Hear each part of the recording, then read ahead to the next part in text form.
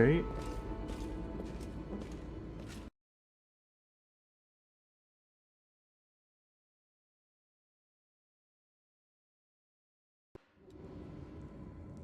Okay, I think it kind of works. How is the sound?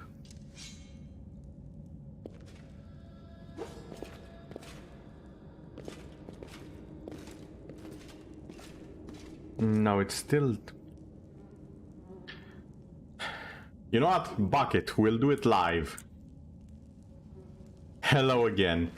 Apparently that did not fix as much as I would have liked. So we're just gonna have to wing it.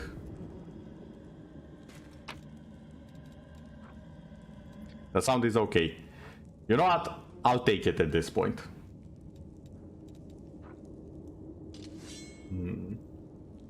Masterwork bar dish. Or I'll take everything once again. Why not?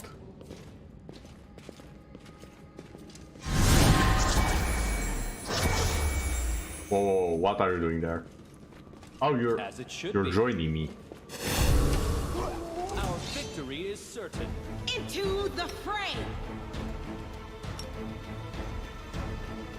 Rare Frost, now.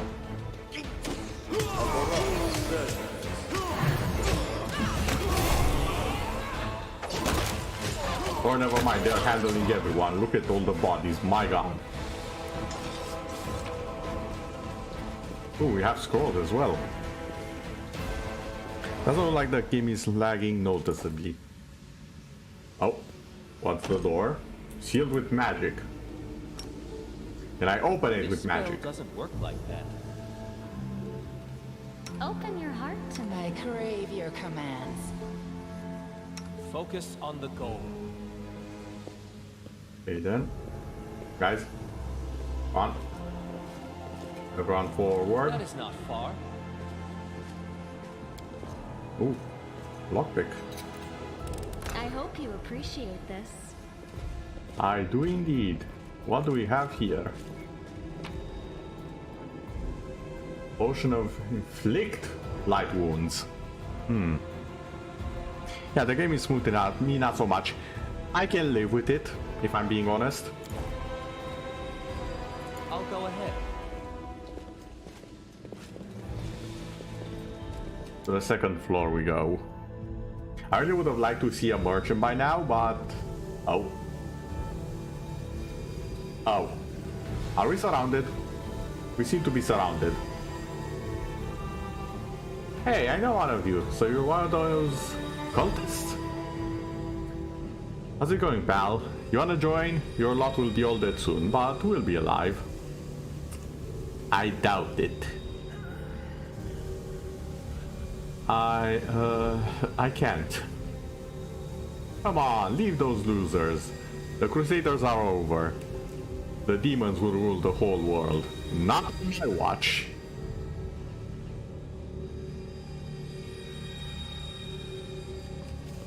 Here goes nothing on. Oh my god, you betrayer. You will answer indeed. Save the last one for me. You are the first one I'm killing. Let's see.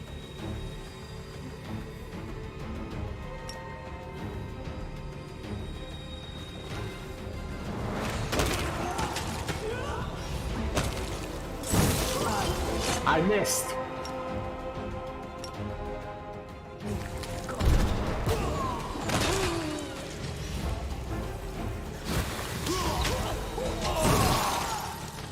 Well, that did not miss.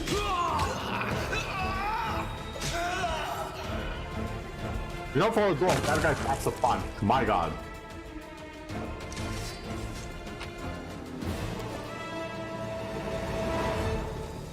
Also, what the heck is this? It looks important. Your character... Okay, critical hits. I think you've already told me about that.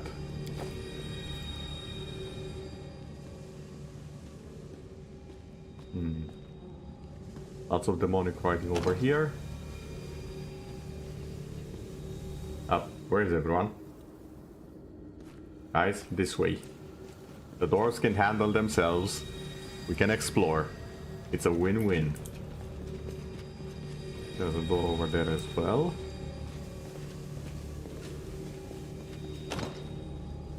Oh, never mind, it's locked from the other side. I know the way. Wait, can't we just... I suppose we can just hit the door. That would be too easy. Effortlessly massacre the enemies that outnumber you, without cheats, mods or DLC equipment, unlike someone else. To be fair, I am playing on story mode. So you know.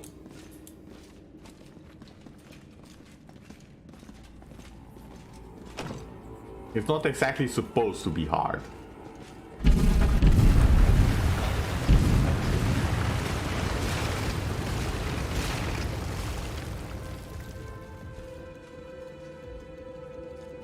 Oh, that's yeah, that's indeed not crossable. Up we go.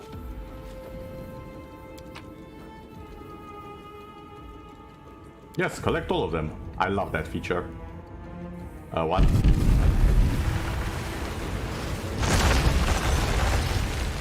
Oh.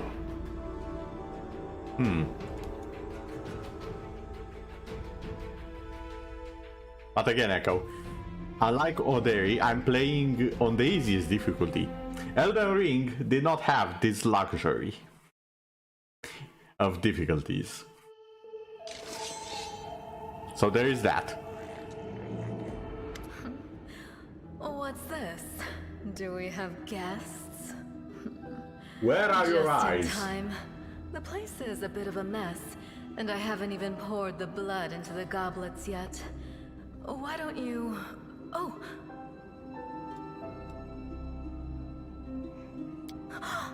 What an unexpected surprise!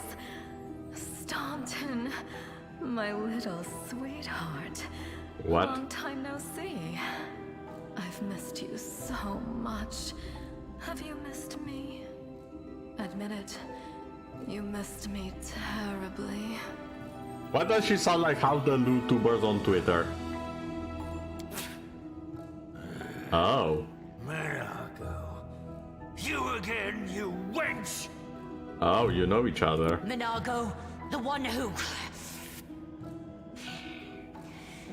Be careful. She's one of the deadliest creatures in the whole Oh. demon horde. She was once responsible for a massacre in Canabris. She must be back to finish what she started. Option.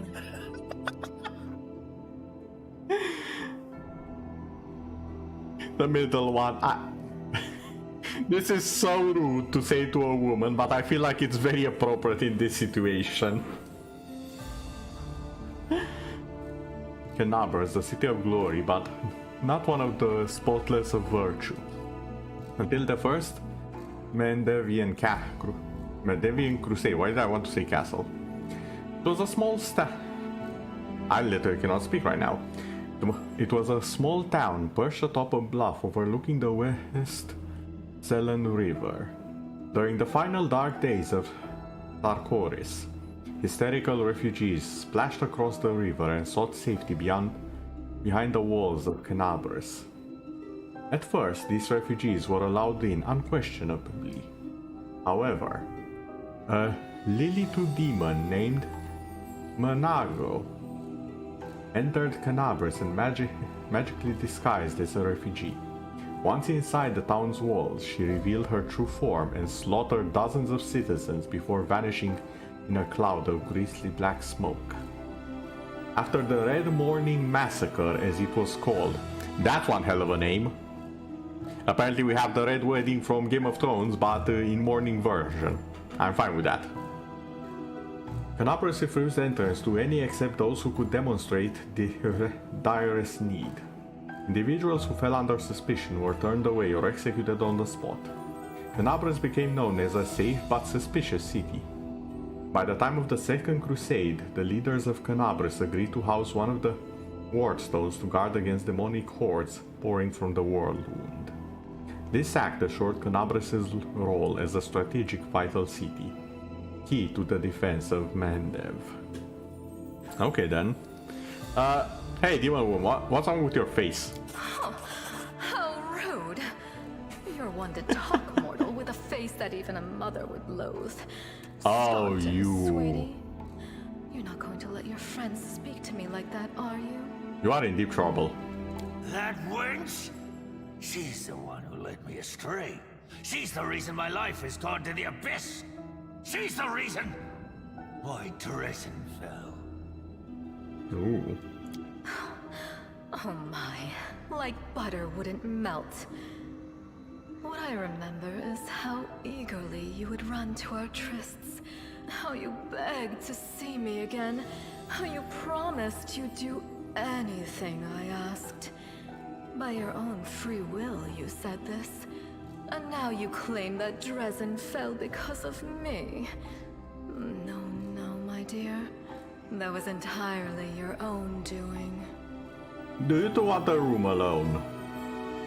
I'll beat your lying lips into your filthy throat! Now, Staunton, don't say things like that. Not about these lips, the ones you kissed so sweetly. Seriously, get a room, you Staunton, two. dearest, don't you love me anymore? Remember how good we were together? I was so hoping that we could patch things up. I'll kill you! We will be victorious. I'm glad that he is determined at least. Now then. There was a little something that I wanted to check. Ah, it's my spellbook.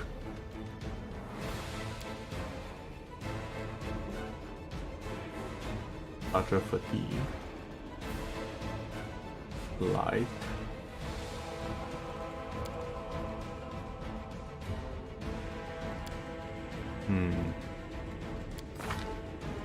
Abilities.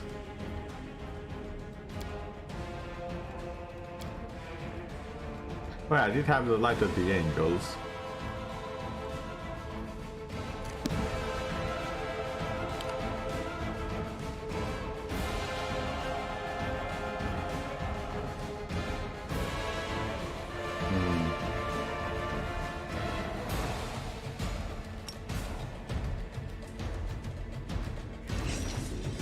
Oh. And she's gone.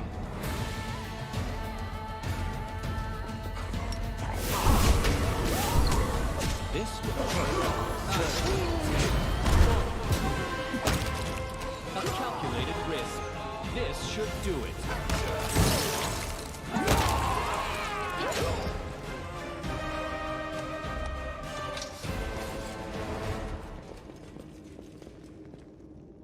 Ila.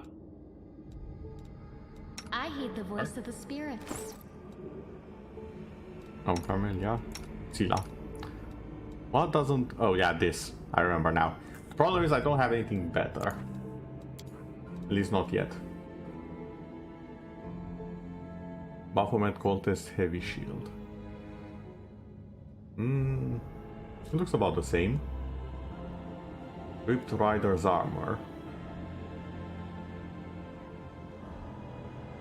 Oh, bonus against undead. Do I have someone who can use that? Light class,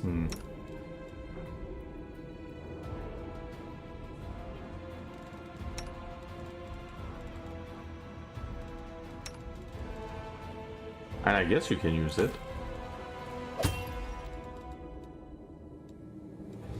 Looks pretty neat with the bones and everything.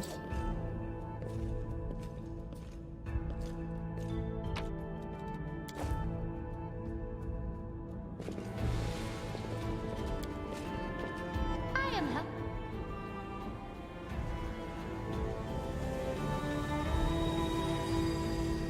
Oh wait, is that the ward stone?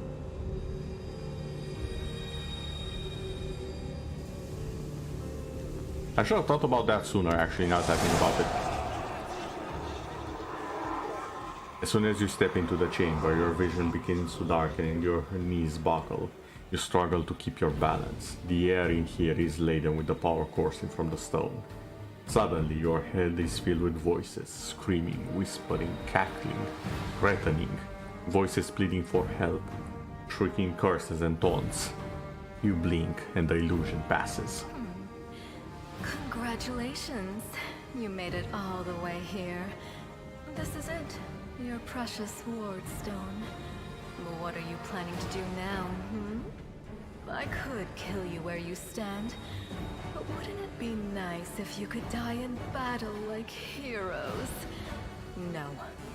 I want you to die in despair, scrabbling around like rats in the blighted ruins of your city, blind and broken, your flesh scabbed and seeping, and every moment knowing precisely what was done to you.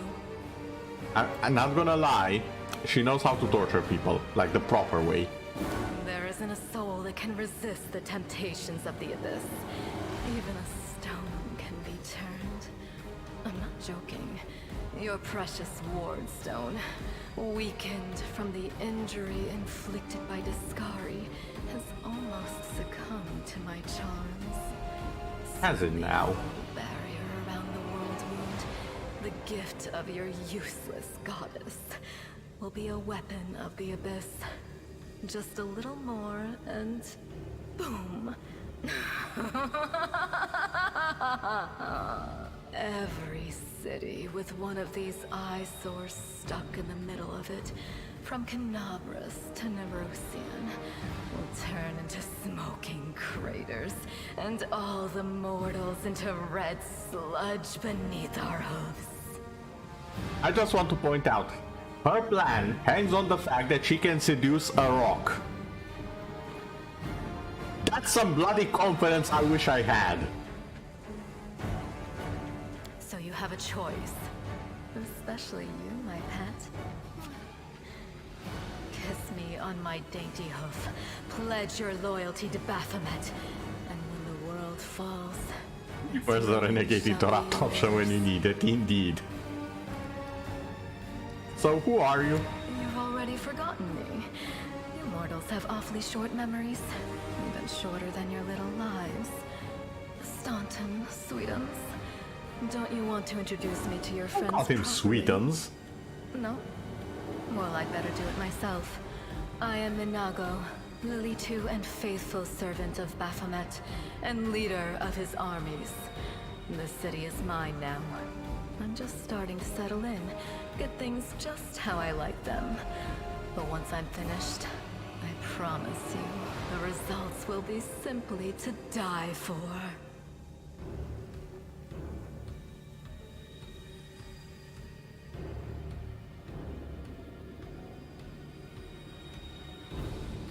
Oh my god, this is terrifying actually. Okay, so I'm gonna read this. Lilitus are subversive and hidden horrors, demons who work subtly in their constant quest to destroy and devastate. Lilitus enjoy few things more than leading mortals into all manner of sinful acts, in the hope that when the mortal perishes, their soul will fuel the abyss. The exact nature of sin that a Lilitu tempts a mortal into committing varies, for these demons are adapted to reading mortal desires and secrets, quickly discerning which sin a specific target can be convinced to perform. Lilitus possess a hideous ability. They can turn their victims into husks, immobile and desiccated bodies that do not actually die, but preserve their life and consciousness. Lilitu can assume the form of their husks, stealing their face and appearance, treating the poor victims like a living wardrobe.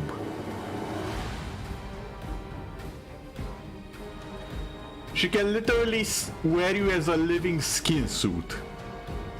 That's horrifying. And it was such a charming little place until you sullied it with your presence. It had such lovely boulevards, quiet and shaded. You took those away from me, and I shan't forgive you for that. They've done much worse things than spoil the promenades. All the people they've killed. Yes, of course, you're right. I grieve for the common folk as well. Sure you do.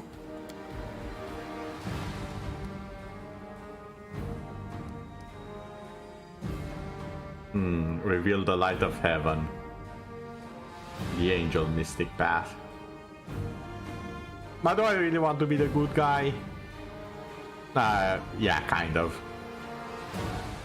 Your victory celebrations are a little premature, demon.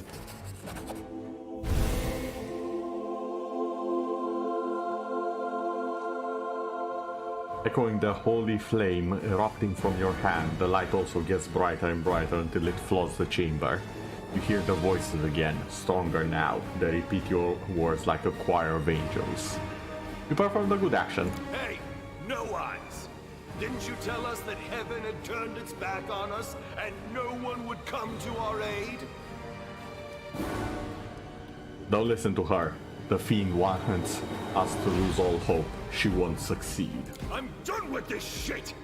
I only followed this hoofed menace because I thought the Crusaders had it, and there was no other way to protect my family.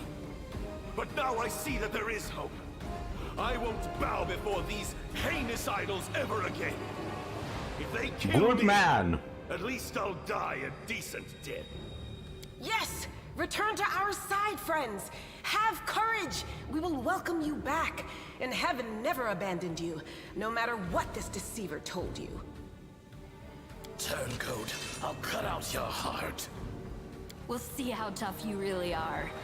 We let you frighten us once, but it won't happen again. Enemy approaching. Okay.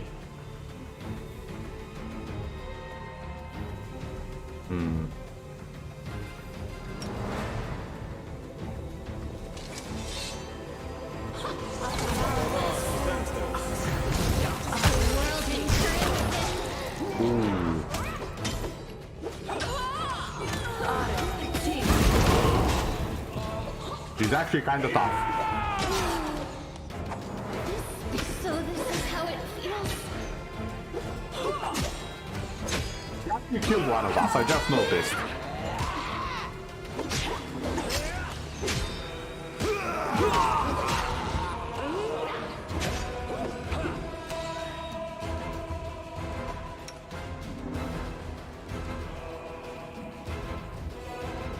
Okay, you know what? Smite evil. That should work. It missed. Learn hands. This will leave a bruise. Okay, me. Claws. Let's try this way.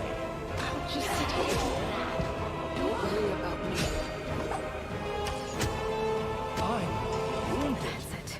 I'm tired of playing around now. You want to know what will happen when I'm done with the Ward Stone? Here's a little For real though, all the demons in demonstration. fantasy love to goat, if they can speak, that is. Will there ever be a demon boss that's just like no talking, just kill? I mean, the Diablo universe is filled with them, surprisingly.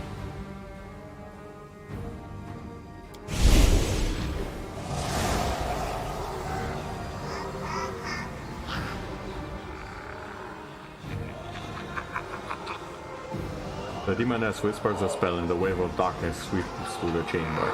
Your companion whines in pain, but it is nothing compared to what you feel. Thousands of voices once again burst into your mind, drowning you in their moans, screams and sobs. Pain rocks to your skull.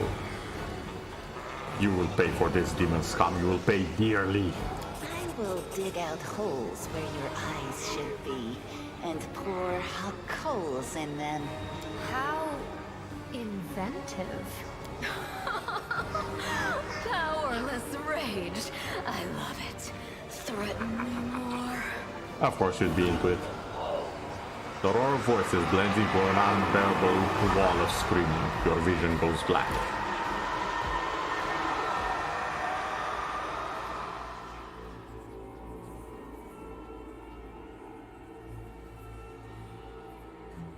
I'm guessing we fainted.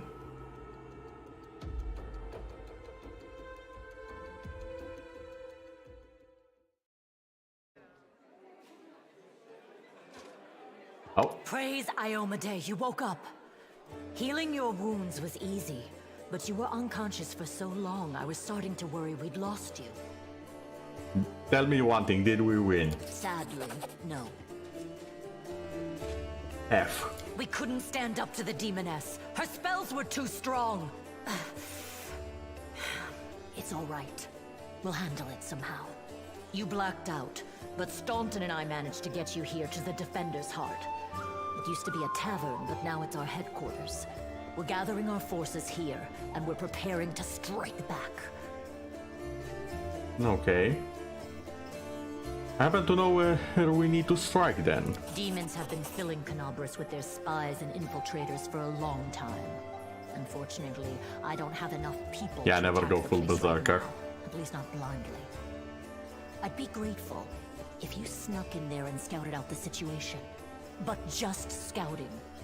Don't be a hero. Translation, I'll go in there and murder everyone. Understood, don't worry. Mission accepted.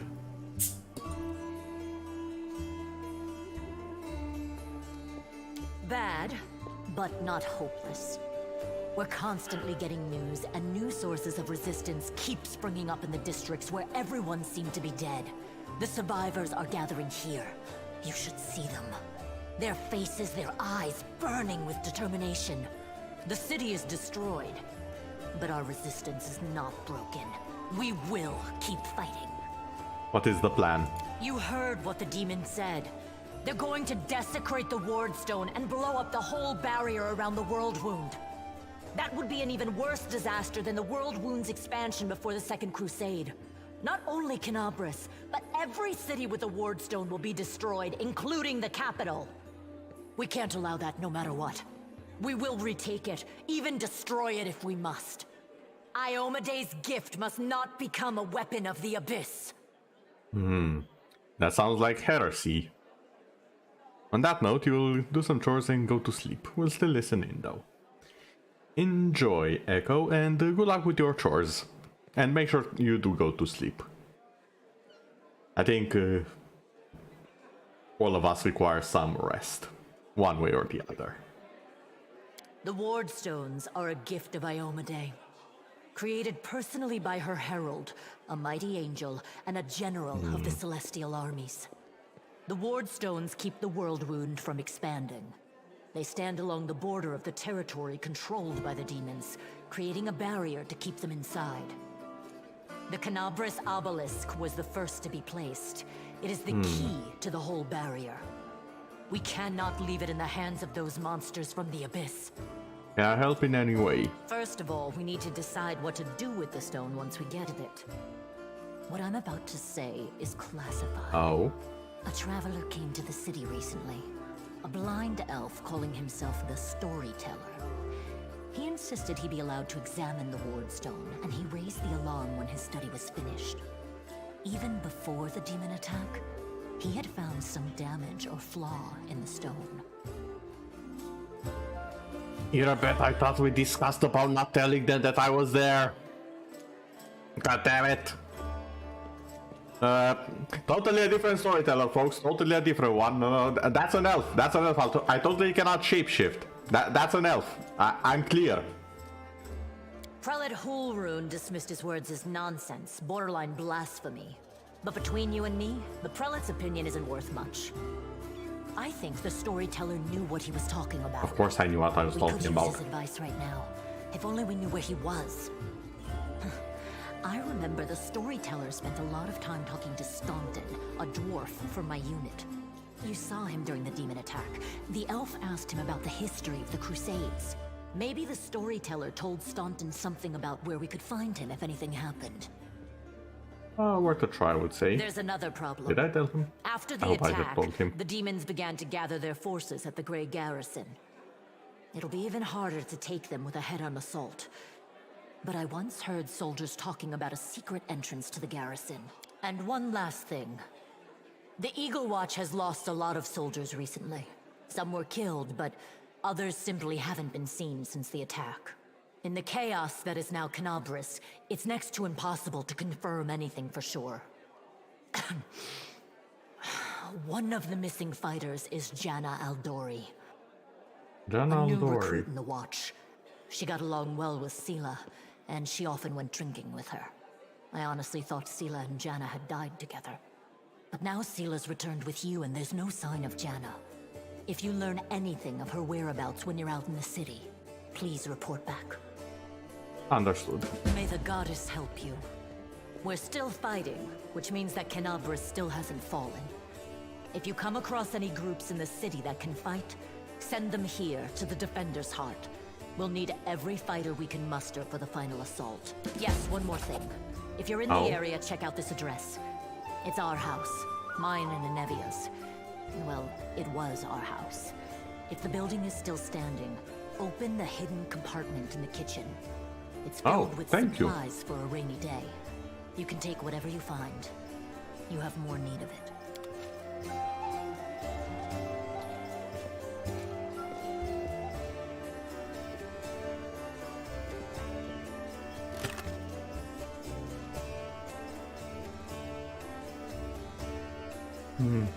Sovereign Oh yeah, this was one of the DLCs, wasn't it? I can have a dragon.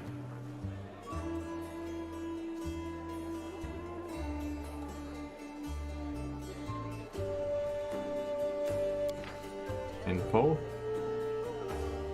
Not identified, it seems. Glasses, gloves, and a helmet.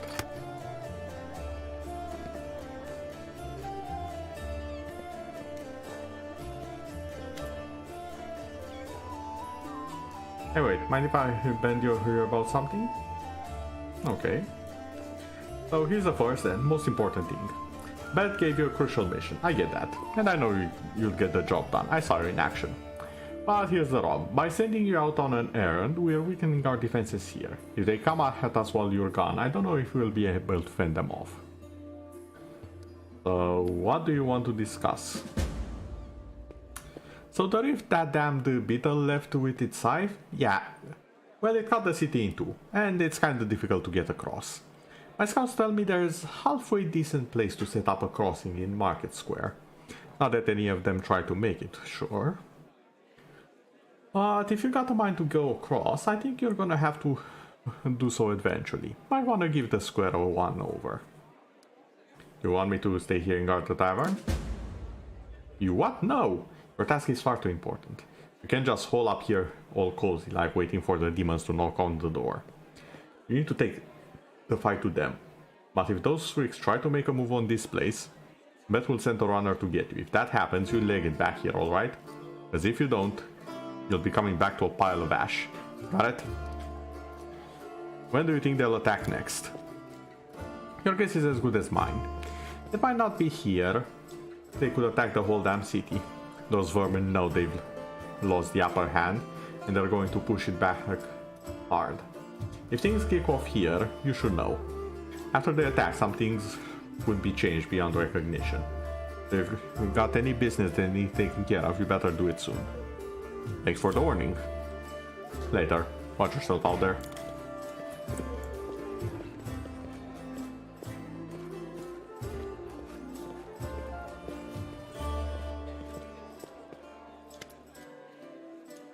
The dwarves resembles an abandoned citadel, one whose high, crumbling walls are still holding fast, but whose empty, lightless windows make it clear that all inside is dead. Oh, it's you. Good work back there in the Grey Garrison. Name Stoughton Vane. If you've heard the rumors about me, his face, which looks like it has never known anything as carefree as a smile, grimaces. Just so you know, everything people say about me is true. I need to talk to the elf who calls himself the Storyteller. Do you know where I can find him? The Storyteller? Huh. Dalton strokes his beard in thought. A strange old fellow, that one. He used to sit with me for hours, asking about all sorts of things. He never offered judgment or comfort, he just listened. At first I wanted him and his questions as far away from me as possible. But later I realized that talking to him did ease my burden a little. I hope he is alive and well. He's completely blind and feeble too, so if he's alone in the city, well, you probably know what that means. I don't know one place he might be. Look for him in the Black Wing. It's a library here. I'll show you where it is on the map. I don't know what use a library is to a blind elf, but he loved the place. You would sit there day and night. What do the people say about you? They say I'm a traitor, as bad as Arelu Voresh.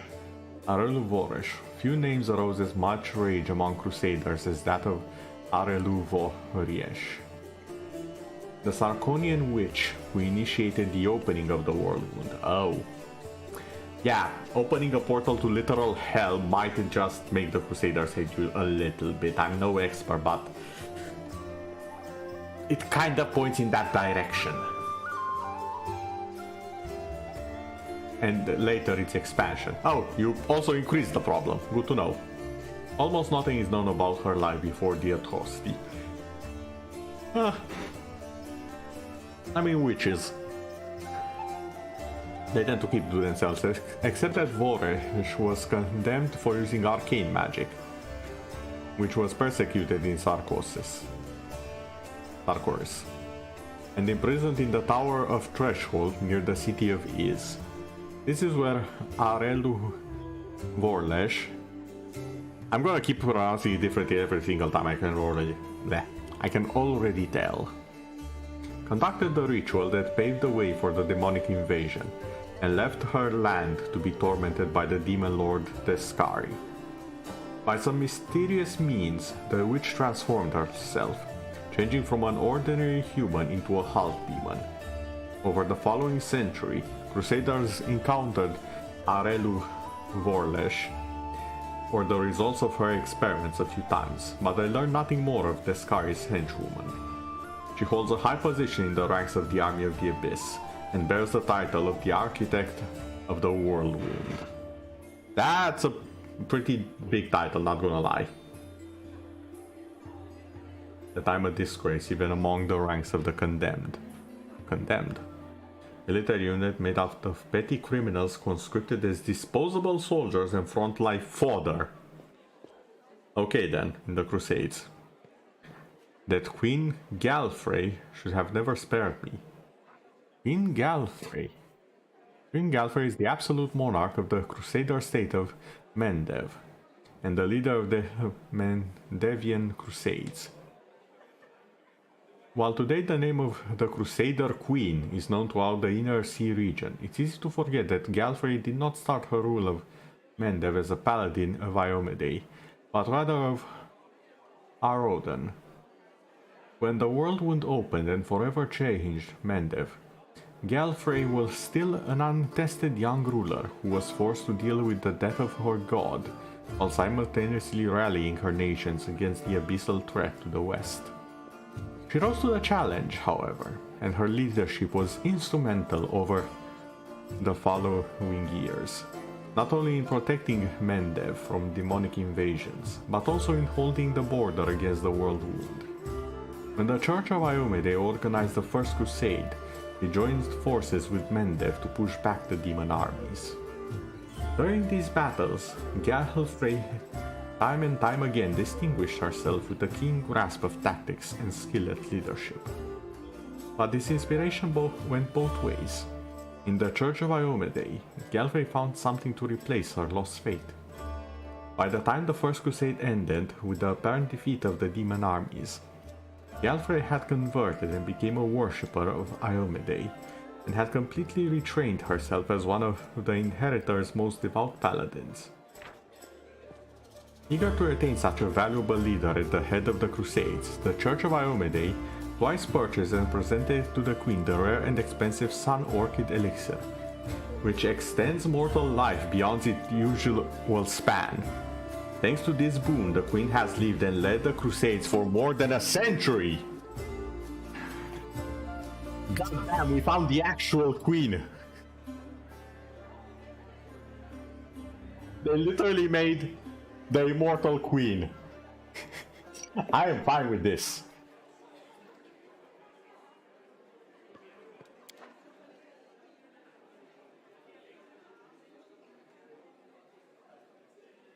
Although I'll be honest, after the stuff that, yes, my grace, yes, your grace, not my grace. After the stuff that, yes, your grace pulled, if, by any chance, they decide to do something like, oh yeah, and she has an army of corgis, I will lose it. Sincerely. There is only so much jokes that I can take. Granted, it's pretty high, but there are bloody limits. So, why do they hate you so much? You really don't know. Sarton gave you a long, morose look and then sighs.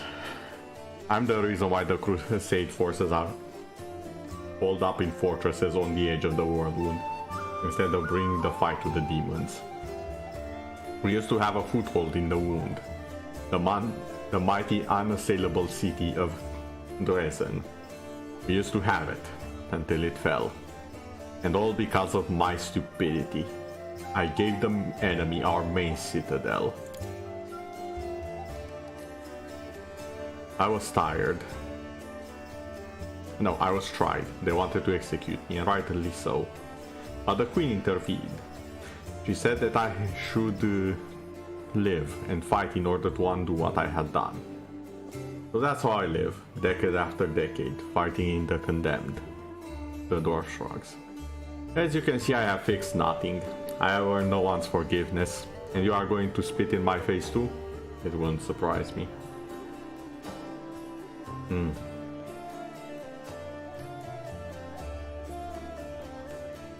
Good, lawful, and chaotic.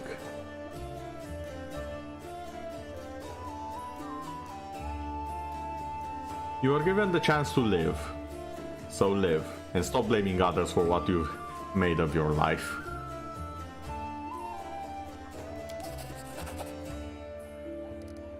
Do you think you're the first one to come with me? To me with sermons? How is it possible that the entire city fell because of you? What do you mean, how?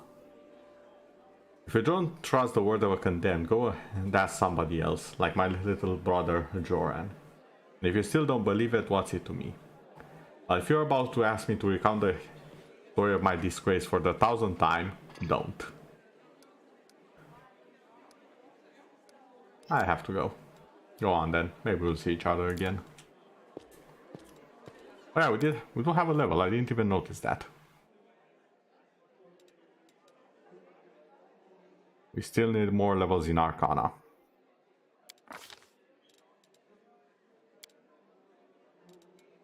Persuasion, perception, and of course use a magical device.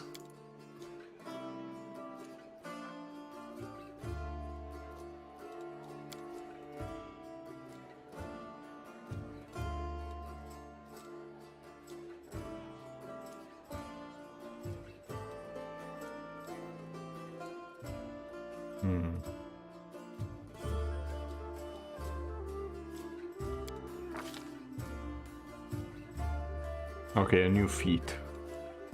I could take brew potions. That could be interesting. History of terrors. Humans with this feat gain a +2 racial bonus on saving throws to resist mind-afflicting effects. The bonus increases to +4 if it is a fear effect.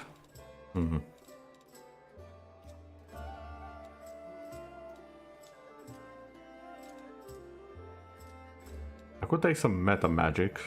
Selective.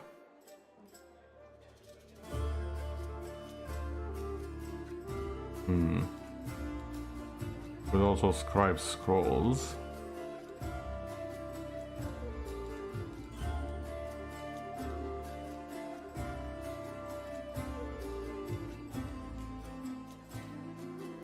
We can spell.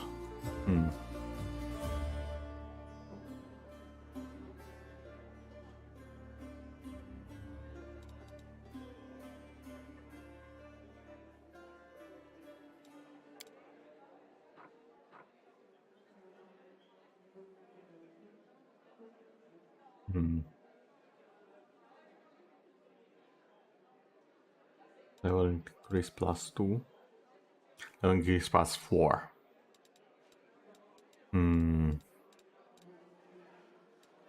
Dispel synergy. Die hard.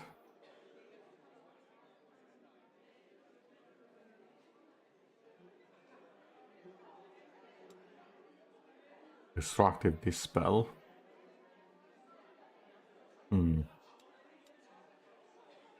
Deceitful sounds a bit fun. Although I think combat casting is probably what I want.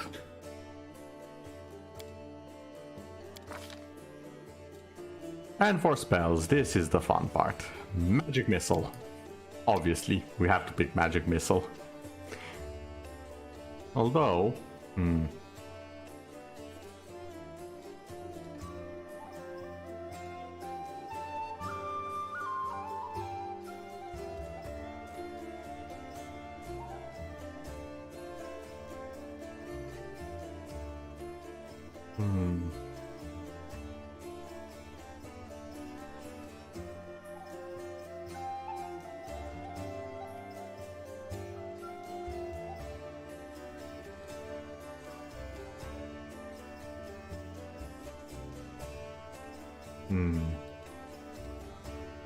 Reduce person.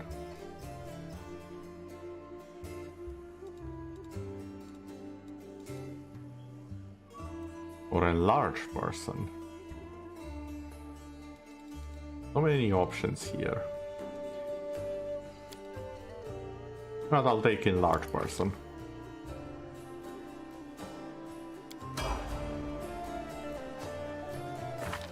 We are now level 3.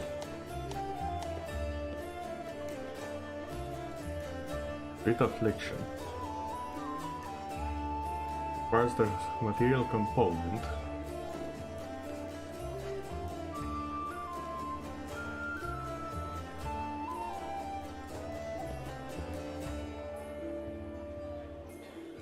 Okay. As it should be. Ah! Here, take this. Yes, it's 2000 coins. Take your payment and remember, Orgus Gwyn always keeps his word. You helped me get back to the surface and I duly paid you for escorting me. Now, speaking of our future cooperation. I have a job that would be perfect for someone like you. Naturally, I'll pay generously for your services. What do you mean a job for someone like me? For an adventurer ready to sell their soul for booze, then lie down drunk in the gutter? Or do you think you're somehow different? Traveling knight perhaps, of noble heart but without a coin to your name? You seem a reliable enough ally to me, and you did get me out of those mongrel caves. So why should I care what you do with my money once you've got it? Succeeded at perception check. Orgus seems like one of those people who think the entire world owes them nothing, or owes them something. However, you hear notes of hysteria behind his smug arrogance. It's as though he's really quite nervous, but taking great pains to conceal it. Noble bird doesn't give you the right to behave badly, as that you would refrain from such statements in the future. Puts his hands on his lips. Oh really? How imprudent. No one tells Orgus Graham how to address the rabble. What kind of reward are we talking about? 1,000 gold coins. Double it and what does it involve? You shall be my bodyguard, you see. I have good reason to return to my mansion here in Canabras. I still have, well, it doesn't matter. None of your business. My mansion is the breathtaking building with a large garden in the wealthy part of the city. Even before the demons attacked, every thief and frauder in the city had tried to get inside one way or the other. I shudder to imagine the state it's in now. I have little hope that my guards were able to hold the mansion during the attack. And I expect the servants fled when they saw the demons. Only Abadar, the god of cities, laws and merchants and wealth. Oh, okay. Knows what's happened there since. Therefore, I would ask you that you meet me at my mansion and guard me there until I complete my business. I already asked the local paladins for help, but they've no desire to set foot outside this tavern. Damn cowards and traitors. That's what they are. Also, please do take Camellia with you. I trust the girl more than the rest of your gang. She is of noble birth after all. Double the reward and I'll think about it. Ooh, failure. Yeah, right, for that kind of money I could hire Queen Gallifrey herself to guard me. 1,000 in my final offer. Fine, you have a deal. Marvelous, most excellent. I'll proceed to my mansion at once and wait for you there. Meanwhile, you needn't worry. I know the city like the back of my hand, but do hurry unless you want me to lower your reward.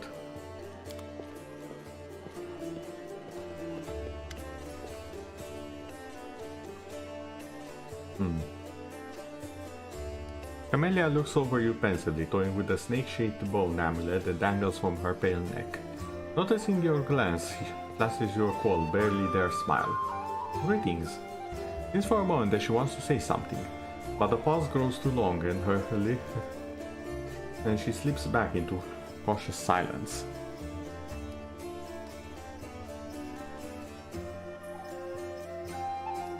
Your amulet is quite unusual. Where did you get it?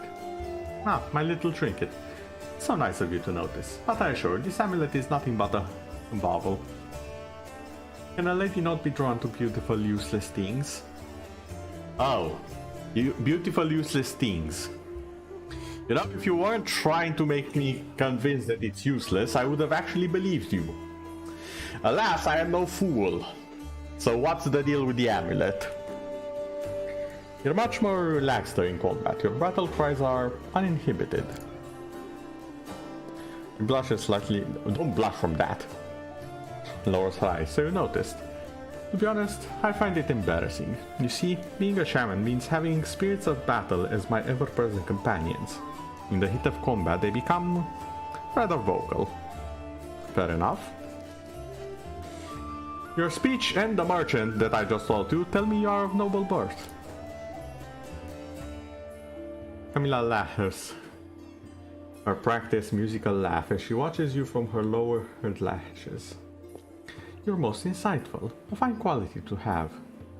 Her laughter ends, unspoken words hang in the silence. Forgive me, my questions disturb you. No, we are not doing this. No. Not gonna happen. There's nothing wrong with being a noble. People are not born equal. Well, I suppose we all have our good and bad qualities.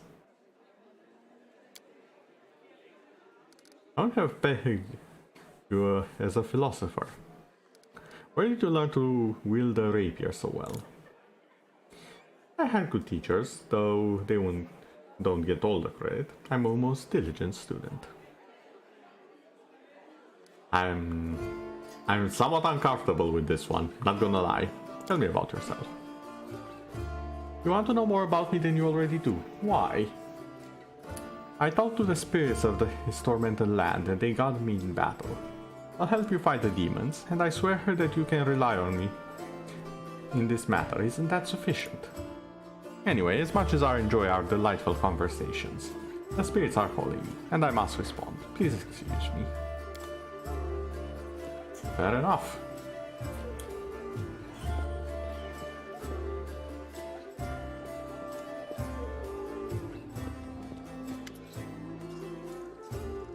A young man in well-worn traveling clothes and a simple wooden symbol of Erastil, the old Deadeye, the stag god, one of the oldest human gods still worshipped in the Inner Sea region. He is concerned with family, farming, hunting, and trade. Okay. On his chest is a efficiently cutting a lightning robe into strips to use as bandages. Despite his visible exhaustion, he works with zeal, singing some tune about red braids and ripe sheaves of wheat under his breath. He raises his warm, chestnut-colored eyes at you. Are you one of the Crusaders? Thank you for defending those of us whose talents lie off the battlefield. I'm Gernot, servant of Erastil. Pleased to meet you. What are you doing?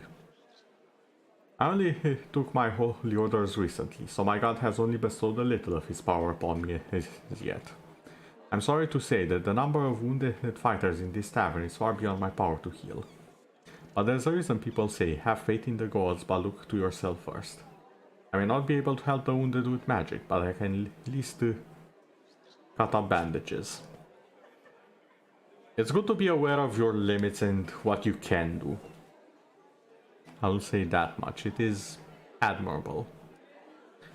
I'm from around here. No, I was just passing through Canabras. I was sailing down that old man of ours, the Great Selen River, to a village by the name of Chili Creek. I happened to land in the city on the eve of the festival, and I'm ashamed to say I decided to stay for a day to enjoy myself. But I ended up staying in the city longer than I had bargained for. Chili Creek, where's that? It's a small fishing village, it's not even marked on some maps, but people do live there. What they don't have is a priest. They have no one to heal their wounds, no one to offer prayers for a good catch, no one to give their dead a dignified burial. And the world wound is a stone's throw away. So I'll be setting sail for Chili Creek to serve my god and my people. Once we've held Canabras, I'll be going there. And if by the grace of the good gods we all survive this, you should come and visit me sometime. You'll find the village here. Oh, you actually marked it, so I'm guessing not everything will happen in Canabras? If you've marked it on the map and all. Aren't you, a young and inexperienced cleric, afraid to go on the border of the world wound? I won't lie, I'm afraid. But what can I do? Those villagers are simple people like you and me. Every day their short lives is spent doing hard, honest work.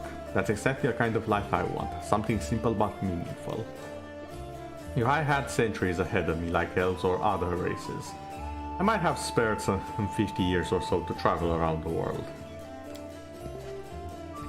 Maybe even 100, why not? I don't have time to spare, so I want to spend my short life in the place where I'm needed the most. Even if it's dangerous. Especially if it's dangerous. I could use the help of a cleric. Makes a helpless gesture. Era still knows I'd be glad to help you, but it's no use. My spells are depleted and I have no training portions of scrolls. This robe I'm cutting up for bandages is the second to last one. Fair enough. Is that a little kitty? Oh my god, it's so cute. It's almost chubby a little bit. I can zoom in more. Wait, can I enlarge the cat?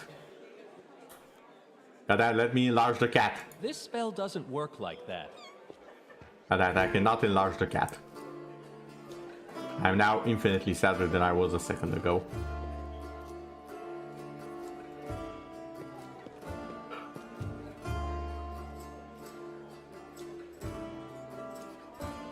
Oh. What's up with you two here? A stout old man with a fuzzy grey beard mumbles a prayer. He looks as tired as everyone else in the tavern. A determination is stamped on his haggard face. What can I do for you? Show me the scroll. Oh, you're selling scrolls. Well, well, well.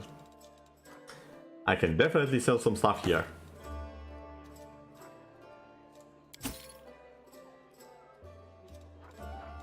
I'm gonna hope you don't actually have a limit on the gold you have.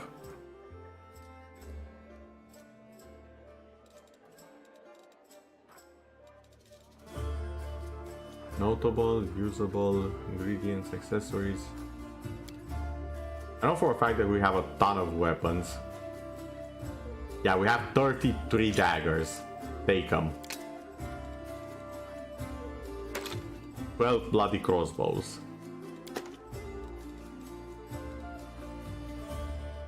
Masterwork glaives.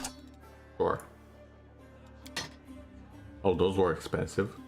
I mean, they are masterwork, so it makes sense.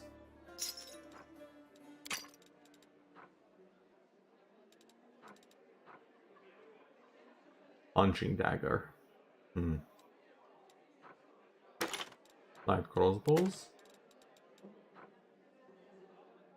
Marching Terror. I didn't notice this. When did I get this?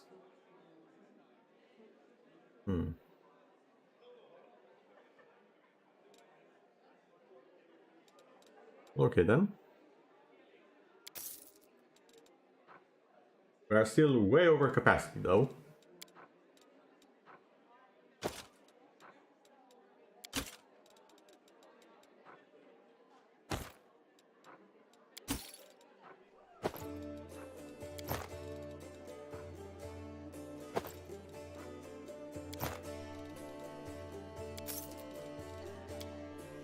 Okay, sorting by weight.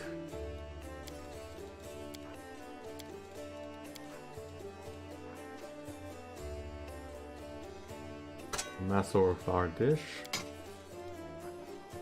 Masterwork Cypher, okay, I'm keeping some of those, just because I like the weapon.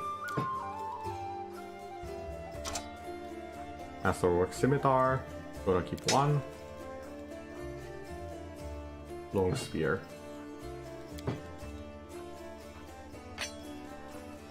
Light Maces.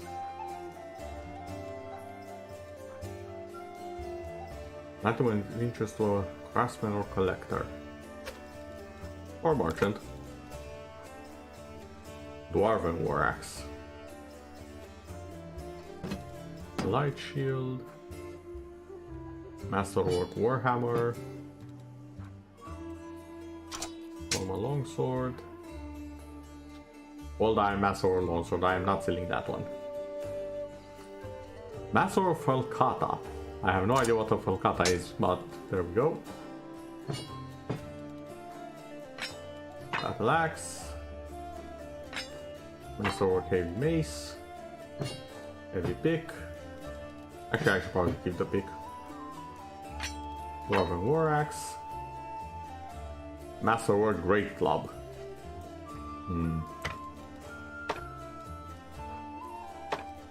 Three clubs.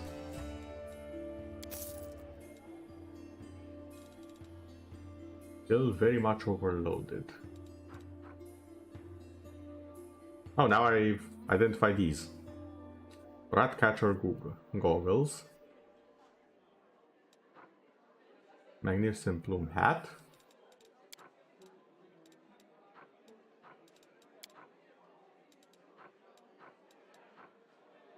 Dashing Cavalier's gloves.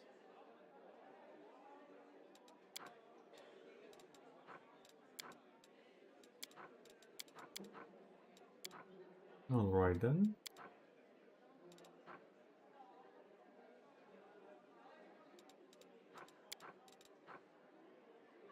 That's a lot of potions actually. I'm sure I really need 50 bloody potions. You can tell like 35.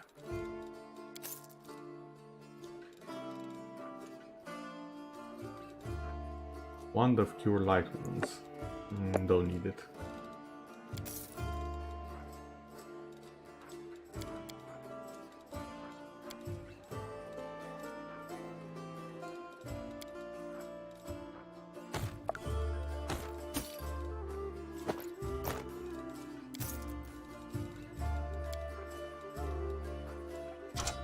Short sword.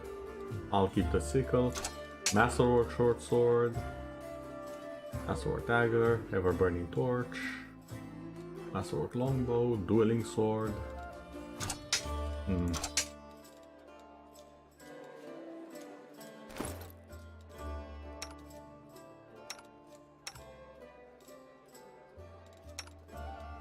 I should probably level up the party as well.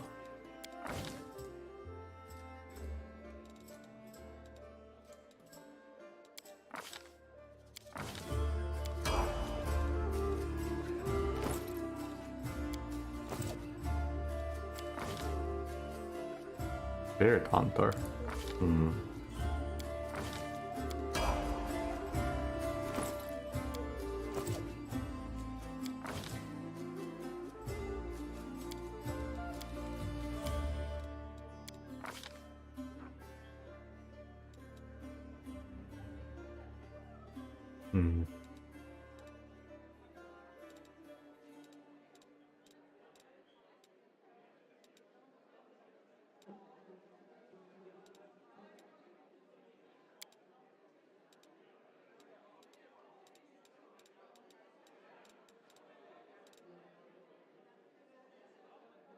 I could get mounted combat.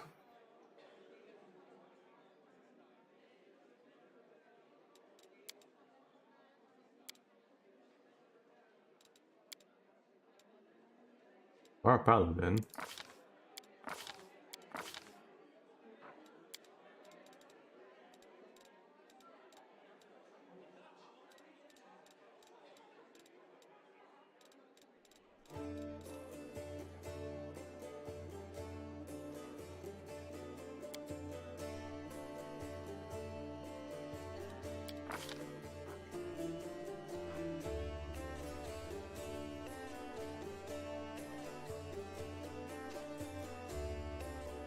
At third level and every 3 levels thereafter, a paladin can select one mercy. Okay.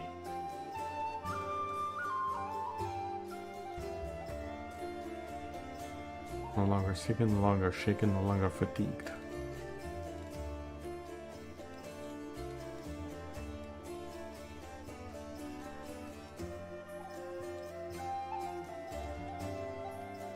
Let's try this one.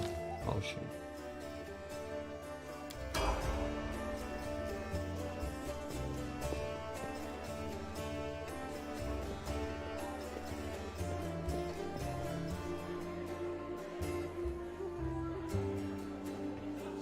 Hila? Herbert said your friend is missing. Do you know where we should look for her?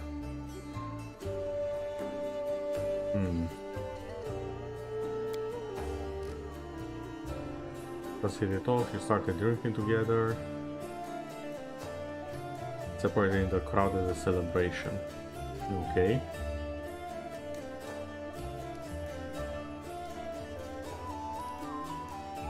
Is fighting demons all you want, or do you wish for something more? How about covering myself in glory and becoming a hero of 1,000 ballads? Or at least 12 if they're lively ones. Anyway, to be more serious, the area around the Worldwood is the best place for a paladin who wishes to defend the weak and serve good. Being part of the crusade is reward enough for me, but there's something that worries me. I don't want to sound like I'm criticizing my brothers in arms, but the Eagle Watch and the other orders are focused on just one aim, the war against the Worldwood. That's why they can sometimes overlook the smaller things, ordinary misfortunes, you know? I always like being a wandering knight because any moment I could get up and go help a poor rat folk whose family has been kidnapped, or an old woman whose favorite dog had gone missing. So here's my answer. I don't have any big important goal, but I'll be happy to help those who need it, a little bit here and there. She is the very definition of lawful good. This right here. Actually, hold on, what are you? Yeah, lawful good. Literally. Undetectable! This character's alignment cannot be determined for unknown reasons. Usually this indicates that the character is enchanted or possesses an enchanted item that interferes with detection of alignment. Oh my god! Is that why you have the amulet? Well, I just discovered something very, very interesting.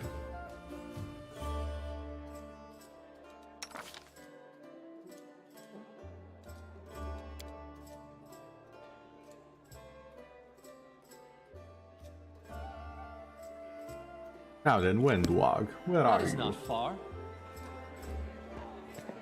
I've seen everyone else.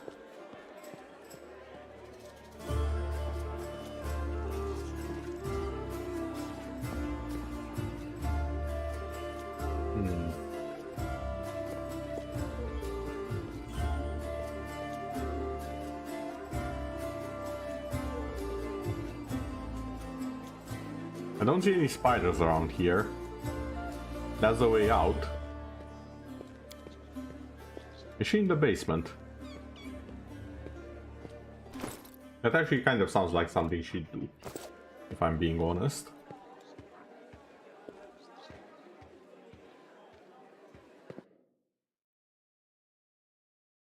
Oh.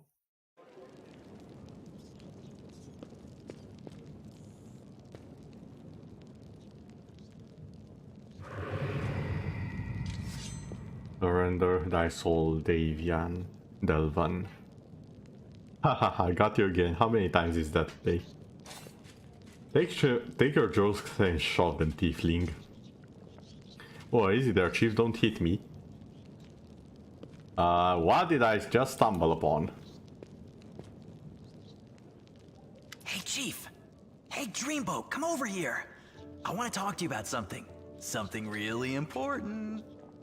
The young tiefling sits cross-legged on the floor. He looks relatively calm for someone in shackles, but he still whips back and forth in agitation. Noticing your attention, the tiefling sits up and beckons you over. Quit bothering the decent people in here, Woljif, or I'll knock your teeth out! Woljif. What's it to you, Delvin Dum-Dum? You were told to guard me, and I'm not stopping you. But no one told me I had to shut my trap. Your shadow, what was that? Get me out of here and I'll tell you. And don't worry, it's not contagious. Who are you? Woljif Jefto. I deal in useful things. I can get you whatever you want. Anything. But there's just one problem. I'll lay it out for you. Simple job, 30 minutes tops. We go someplace, talk to someone, and in return, whatever you want, I'll get it for you. Some extra rations? No problem. Armor, weapons, scrolls, you name it. It's as good as yours. If you need my help with something, whistle and I'll be there. I'm handy enough with knives too, and even my magic know-how isn't too shabby. What a load of guff! If you were good at magic, you wouldn't be stuck in here now, would you? Don't you listen to him, Chief. He'd find fault with the Queen herself. I'll be useful to have in battle, and I'll sell whatever you want at a reasonable price. It's your lucky day. You won't meet another gem like me in Canabras. Well, someone's confident. Does it really matter? Don't get hung up on the past, Chief. Don't look to the future. Live in the here and now. He was caught thieving. Ah, that's easy. You know Irabeth? Feisty-looking gal, always wears armor. You can't miss her. She's the meanest fighter in the whole city. When you see her, put in a good word for me, will ya? Tell her there's this guy, Woljif, locked up for no good reason in the Defender's Heart. Well, for the follies of his youth. And he really wants to get out on bail so he can keep up his good behavior and make a contribution to society. You got that? Will you do it? You know what? I am curious about the shadow thing you just did, so sure. I knew I could count on you. Knew it the moment I laid eyes on you.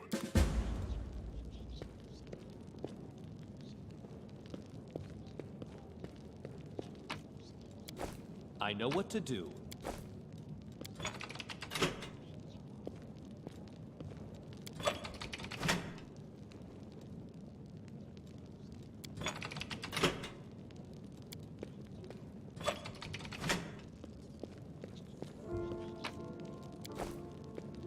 I'll go ahead. It still doesn't explain where did our spider go off to.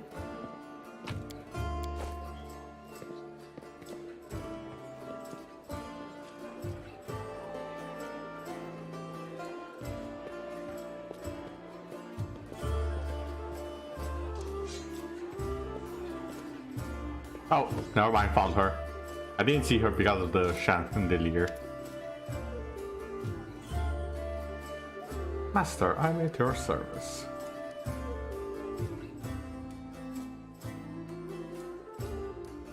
You promised me an army.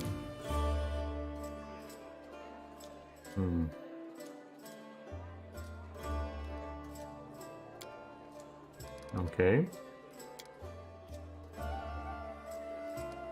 What do you think of life on the surface? Life among uplanders, you mean? Your customs are strange. I mean theirs, not yours, master. You are strong and clever, and I look at other uplanders and wonder. Have you seen how proud they are of their weakness? Look, my hands are so soft. I've never done anything with them in my entire life, because noble blood runs through my veins. What does it matter who someone's parents are? I'm a daughter of the former chief of the tribe, so what? This is what they respect and fear me for? Saul became the chief because he was old, experienced, and smart.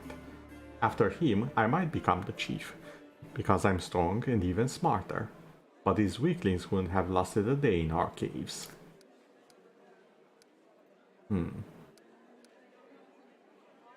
I can tell you are proud of your strength. Of course, let everyone see who is standing before them. The weak must obey the strong if they don't want to be reminded of their place. Even when I was a snot-nosed little cave rat, I could bring nethers twice my size to heal, because I fear nothing and no one. Pain least of all. I was showered with praise and compliments. The best hunters of the other tribes wanted me. But why did that matter to me? The moment you start listening to flattery is the moment you get soft and you die. No, I always push myself further, challenging myself. Taking myself to the very edge. Many times I almost died. But I always came back stronger. I earned my strength on my own. And if anyone doesn't respect that, I just grab my knife. That is why I became the best hunter in the tribe. What happened between you and Lan? He's a good hunter, but not too clever. A bit of an idiot, really. He was the strongest in the tribe after me, and that's why I kept him close. His heart is soft, unlike his body. But then I met you, and I didn't need Lan anymore. Now I only want to hunt with you. Why do you serve me? Because you are winning, and I want to be with the winner. I don't like sharing food and fire with weaklings. I prefer people like you. And also because being close to you is a good way to live. I love life. I'm young and strong. It makes sense to eat, drink, screw and kill enemies. While you are young, not when you are over 30,000 gongs old and shriveled up like Sol. As long as I'm your servant, I can have fun as I like and order around anyone I want. Who will dare defy me? No one.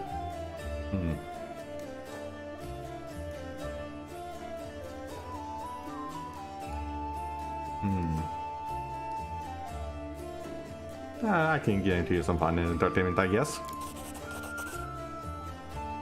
It's good that we understand each other. As their nether say, we hunt in the same cave.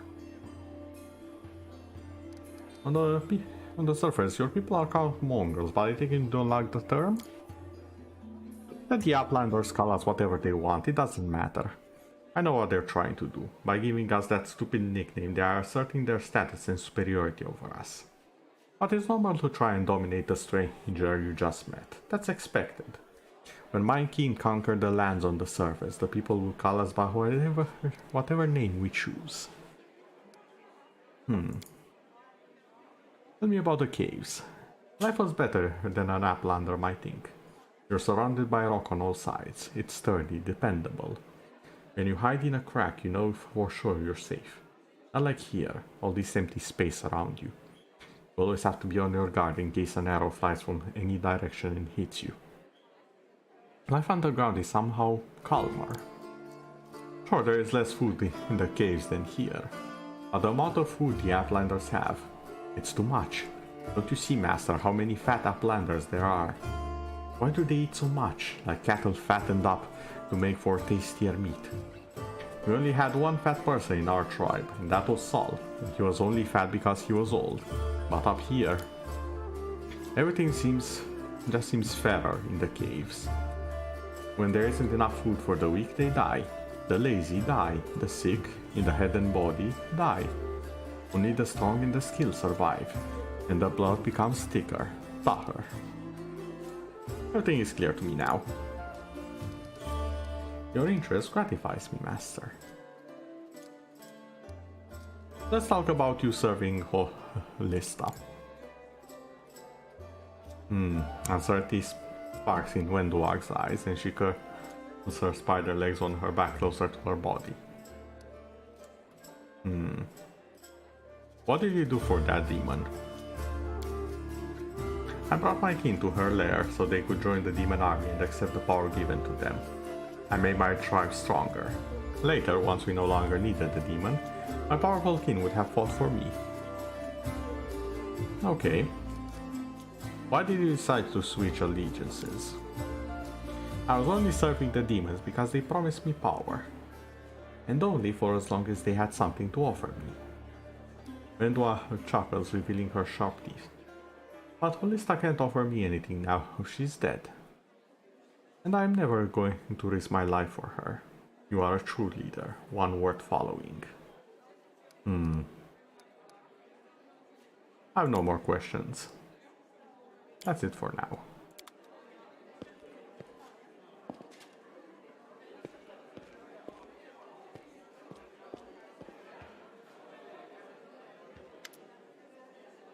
There's a tiefling chained up in the Defender's Heart. What can you tell me about him? Woljif is a petty thief from a gang of tieflings operating in Canabras. That's what we call them in these parts. They tried to rob a vendor of magical items recently. Unfortunately, we only apprehended one of them and the rest managed to escape. We have nowhere else to keep him apart from the Defender's Heart, but that's hardly a prison.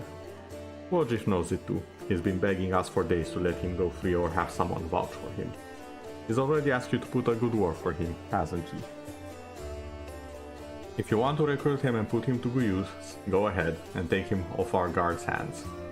We can ill afford to let a soldier spend their days watching over a milding thief. I hope the tiefling proves useful should you decide to take him along. Okay then.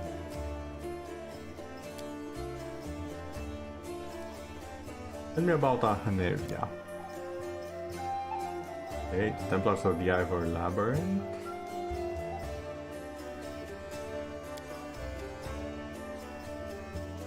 Just ally. Okay, fair enough. Well, time to get ourselves a tiefling.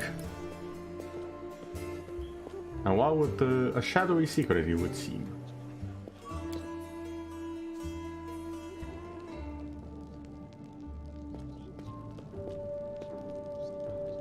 Well, Chief, what do you got for me? I talked to her and I've decided to make you a part of my troupe. We'll see how it goes. You must be a smooth talker. Come on, Delvin. Get these bracelets of yours off me. I'm going free. You're sure to regret this. This tiefling will fleece you for everything you've got. Mark my words. You're a bitter little man, Delvin. Petty and mean. You can't even be happy for me, can you? I pity you. I'll leave you alone with your sad little soul. So long. And now, Chief, straight down to business. You see, I'm one of those guys that people around here call thieflings. We just call ourselves the family. After we knocked over that shop and I got stuck here in the Defender's Heart, a little bird told me that big sister Charisme wanted to see me. That she had some questions to ask me. You following? Now, she won't be asking me questions like, Woljif, how'd you manage to get out of this one? Or, Woljif, you're so thin, didn't they feed you?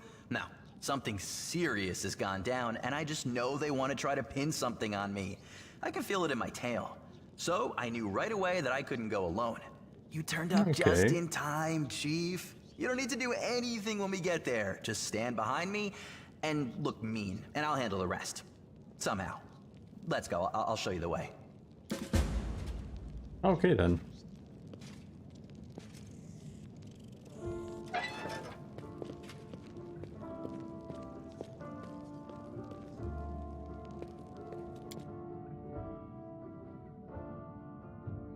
Now that you are out, where can I find you for a chat?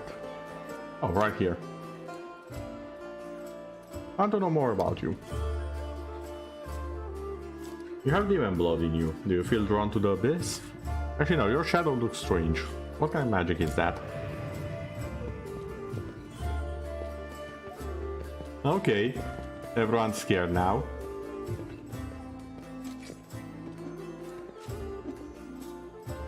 The blue flame engulfs him. The shadow that was previously lying calmly at his feet grows, floating in the air behind him. Doesn't do anything, it just looks scary.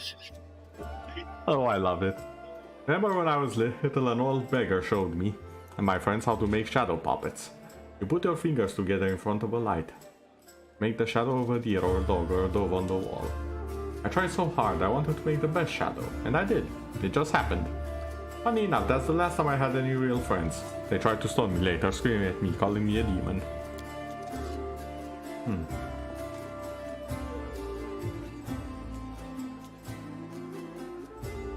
A tiefling is always a demon to these wimps.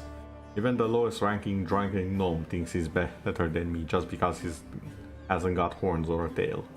The poorest beggar in the filthiest gutter thinks he's better than me. Most people never show their shadow again after that first time, but I don't care. If stones start flying again, I'll just run. I'm used to it by now. Looks formidable. I like it. Chuckles, please. What about the blue fire? That's my favorite part. It doesn't burn at all. If I had a coin for every time I've got a beating for my little show here, I'd let it be proposing to Gallifrey.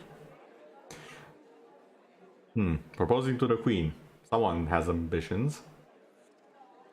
But still, I don't want to give up something so beautiful. You have demon blood in you. Do you feel drawn to the abyss? Why? Are you any inquisitor or something? What's it to you? If I've wronged you somehow, just come out and say it. Don't ask me trick questions. I know how it happens. I used to know a fella. He was married to the sister of a guard. Some shady types got him drunk one night and started asking him suspicious questions about the gods, about the queen. So he wakes up hungover with a headache, someone mumbling something. It smells like smoke and his feet are kinda hot. He looks down and there's a fire under him. And the prelate is reading out his sentence. How did you become a tiefling? I was already a tiefling and life made me a thief. I've been in this business since I was a kid. My grandma used to say, if you don't work, you don't eat. And she gave me as an apprentice to Eager, a tiefling neighbor of ours. He was a cunning old geezer. He knew how to take a purse off somebody's belt, knew how to cut open bags undetected, even do some magic. I used to climb to the basement windows and open doors from the inside when I was still small enough. And when I grew, I stopped fitting to the windows, and I decided I was done with my education. I repay my grandma for everything she's done for me, which was absolutely nothing. Why would I feed her if she wasn't bringing me any money? If you don't work, you don't eat. So I took off. I got bored of my teacher too, but when I so much as hinted at leaving, he said I owed him for my education. So I just nodded and then I joined the Owlbears, the gang that run our district. And I told them that Igor was working their territory. I don't know what happened to him, but I stayed with the Owlbears. Then their leader started giving me the cold shoulder. I did steal from him, but never that much. So I had to rat them out to the guards. Then I joined the Golden Hands. That was a good time, rich pickings. I would have stayed with the Golden Hands, but the Northmen promised me a bigger cut if I told them where the Golden Hands had their loot. I'm no fool, of course, so I told them. After that I only had one option, join the Northmen. And then the family came. At first no one took them seriously, calling them tieflings and all. But I felt it right away, they had power behind them. And they had more money, so I was always on the winner's side, chief. That's why I joined the tieflings. And right on time, some thugs came from the capital and made the Northmen leave. The ones who survived are in the family now too. Hello. Be it weird that you had your notifications on and no recommendation. Yeah, I've noticed that both YouTube as well as Twitch have a tendency to not send notifications on time. It's why I've taken to manually checking the streamers that I like. I do recommend checking out my Twitter because I always do post it usually at least an hour before I actually start something. So I do recommend that one. That's a good place to check. I also have a schedule there, usually. I don't always respect it, but it is there as a slight indicator of how things go. So yeah, if you are interested in not missing streams, I do highly recommend checking there.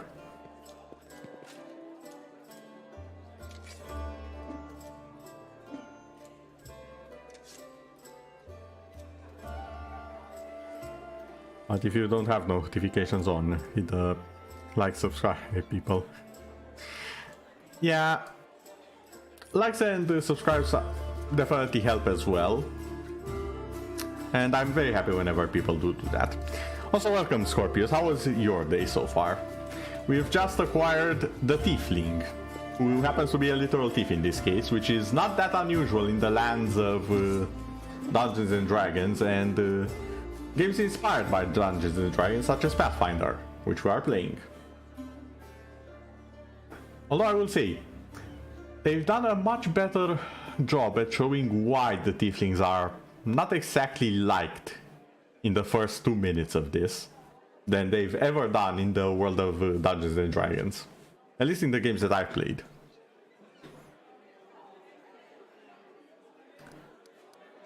Tell me about the tieflings. Alright, I won't tell you everything mine, but I can tell you a little. The tieflings are Mendavian thieves. The gang was started in Mendavian's capital by someone or other, and soon after they spread all over Golarion. They're also called a family. You know why? Because our tieflings are easy to spot. Wherever we go, guards always hassle us, asking, "Are you lost or something, Hornhead?" They usually say we're visiting family. And if they say, "Oh yeah, who?" you give them the name of a local tiefling who confirms everything, even if he's never seen you in his life before. That's why we're all brothers and sisters. Good, a person had me there as wallpaper, but they were kinda cute. Oh. So they didn't know how to respond. It's always flattering when people do something like that. I remember the first time I actually got fan art without requesting it or something, and I was like, oh my god, it's adorable, I love it, I will put this on my wall. It's always flattering when people do that. I understand the feeling well. There are rules. Who does what, who gets what cut. I won't say it's a lot, but they make it worth your while. They'll even heal you if you take an arrow. But the biggest no-no is this: you don't steal from the family. If you don't contribute to the shared pot, you get the cold shoulder. You won't be treated like family no more. And then everyone will hear that you went to visit some relatives who have a farm someplace. My best guess? The farm is some underground beneath Canabras where they breed grave worms. If Sister Messi, our boss, looked the other way more often, I'd really be able to spread my wings. It wasn't even fan art, it was an actual picture of you today at lunch. I mean, I guess that's similar for people of flesh and blood, should I say? But yeah, actually now that I think about it, that is a little bit weird. I'd also probably not know what to do in that situation. So I do not envy you at all. I don't hope they have nothing but good intentions in general. From someone you call a sister, that's low. Nobody should live under the constant threat of punishment. You could take her place. Hint hint.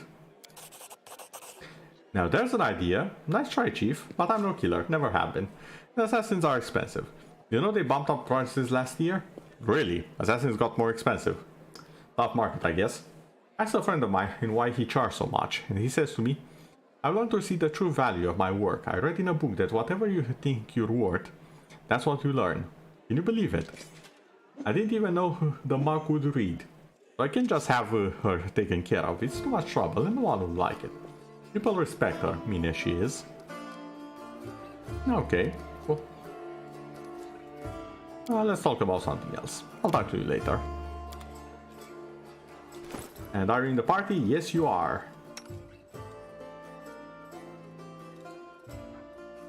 Masterwork dagger. Masterwork dagger. Can I give you something better?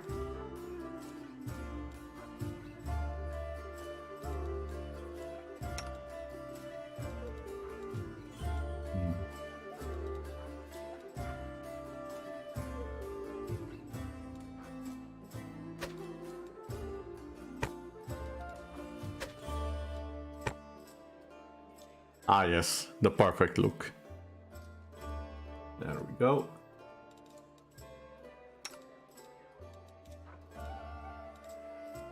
What's this? Oh.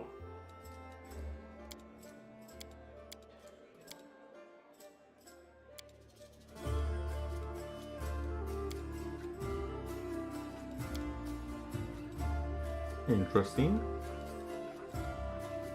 Still need someone for marching terror. Can use that. Hello there. Oh, you can also use it.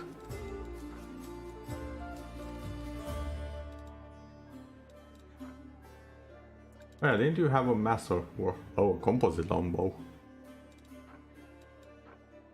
And a masterwork longbow.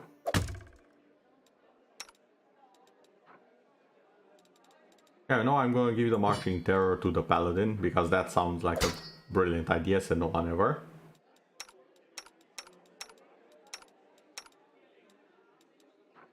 Now you, however, you require a lot of things. My dear tiefling friend. You have masterwork daggers.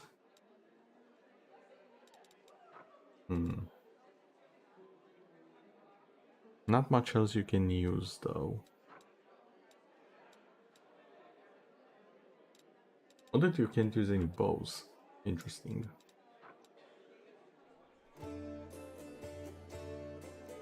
So, the game is inspired by D&D, and I am a little bit... I finished the first chapter. Basically, the town is invaded by demons, and we are tasked with cleaning it up. Preferably before the demons open a portal to hell and destroy the entire world. You know, the casual hero stuff. Now, here's the thing. This is a game inspired by D&D, which means I'm not forced to do the casual hero stuff. I can be as evil as I want, and I'll definitely do some questionable choices, let's say. I've already decided to put this person right here, the spider girl, in charge of her people, and train them as my new army. So, I'm feeding them demon meat, of course. Obviously, that's how you brainwash people. You know, just a casual brainwashing technique. So yeah, things will be very, very interesting. Also, let me just open the class thingamajig. I am descended of not one, but 2 dragons. And as we go further and further,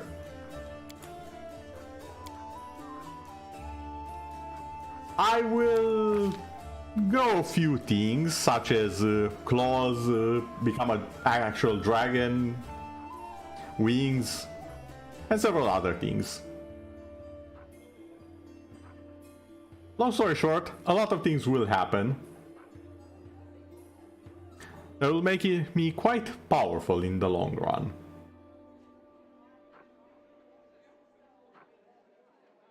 Also, I find it interesting that these are separate.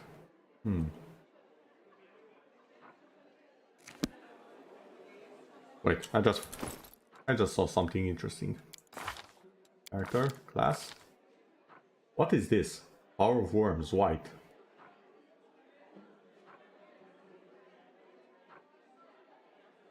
Wait, so I don't get the stuff from silver, I get it from the white one. That's interesting.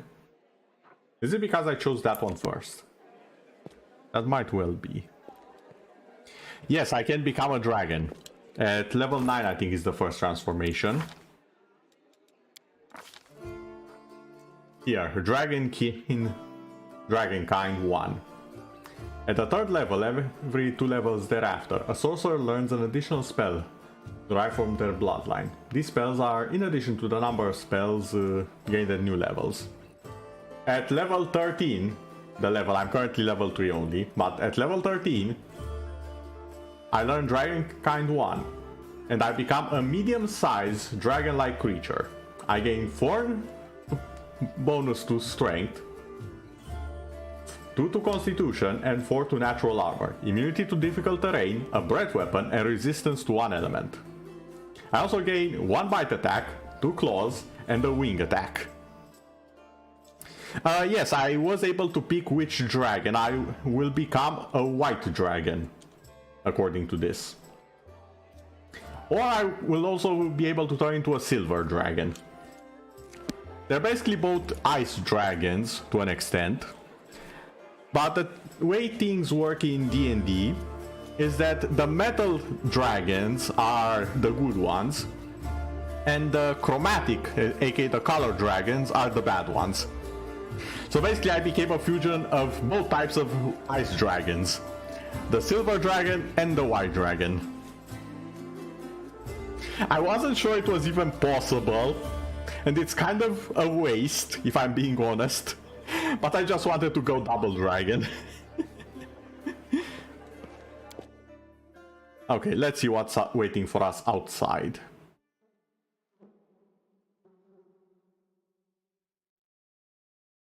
There are also other choices, such as Black Dragon. Like I wanna get chased down by both kings. No, I am of the boat. Where's my party? Hold on.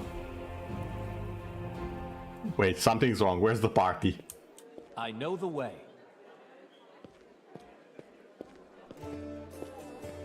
I'm sorry, I did not take you with me so that you won't come with me.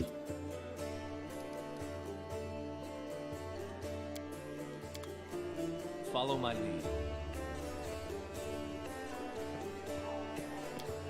Am I doing this right?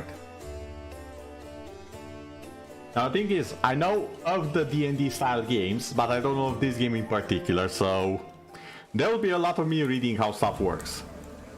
As it should be. Oh. Oh, hi.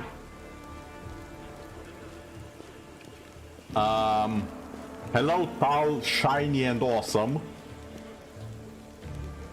Yes, what do you have there?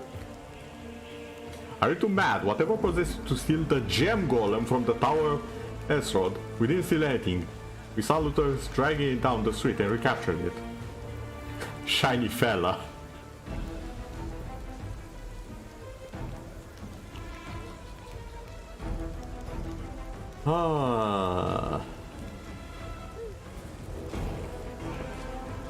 Well.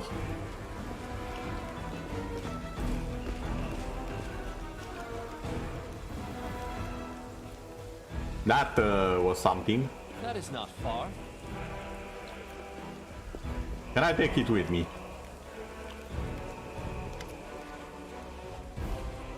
Happy to be of service. May Shaylin.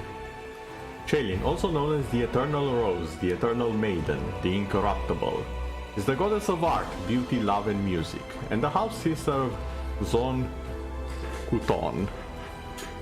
Shaylin focuses on just as much attention on inner beauty as outer beauty. In her role as goddess of beauty, Shaylin also promotes the creation of art and composition and performance of music. Clerics of Shaylin frequently are artists themselves. As the goddess of love, Shaylin encourages the proliferation of that feeling in all of its forms. She is not a goddess of sexuality, loss of fertility, and draws a very clear distinction between love and sexuality, though she does not in any way discourage erotic love. Okay, so she's not against it, but she won't tell you to do it in the streets. Fair enough, I can respect that. Few paladins who worship her practice courtly love. Interesting. What the heck are you? I'm a prodigy painter golem. Many millennia ago, I was built by the Aslanti clerics of Shaylin, the goddess of beauty, to make the world a better place. In my jovial service, I have visited many lands, and for the past few centuries, I have resided in the Temple of Sunrise. I cannot pronounce that, in Tianxia. But then the good cleric saw fit to offer me as a gift to the Mendevian Crusader so that you might share in the beauty I can create. Can you do something useful? My creators granted me the ability to place illusions on various items. I can change their colors and texture to make them more beautiful and appealing to the eye. Oh! You are the cosmetic option guy! Okay, that's an interesting way to do it. I'm fine with this. Can you help in the war effort? I was not designed for any type of combat, yet I can bring beauty and harmony to any type of combat. Okay, I want an illusion. So this is how I look right now. Wait, I need the transferring item. Oh, I think I get it now.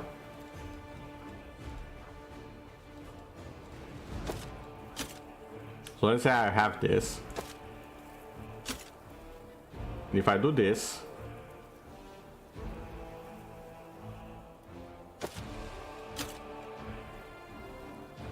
engraved lucky bracers, bracelets of armor. Okay, I think I get it.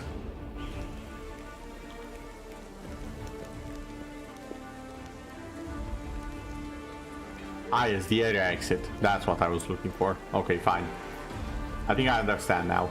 So this is still basically my hub area. So I'm still safe here.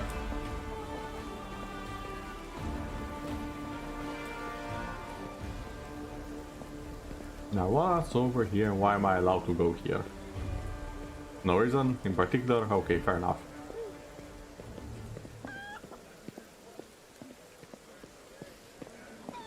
Damn chickens. I'll go ahead. Wait, can I? This spell doesn't work like that. This spell doesn't work like that. Ah, so I cannot make him bigger. I know the way.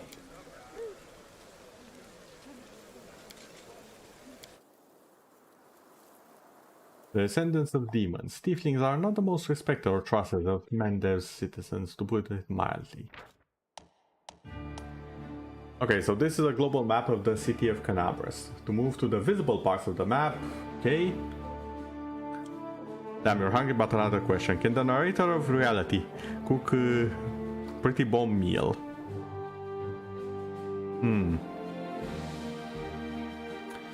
I am quite a capable cook, I will say that much. However, I don't think I've ever made that particular meal.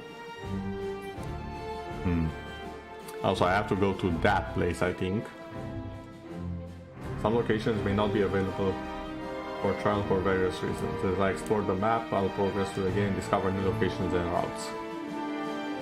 While traveling between locations, I may be attacked by enemies, so be sure I've had enough rest and don't let them take me by surprise. Okay.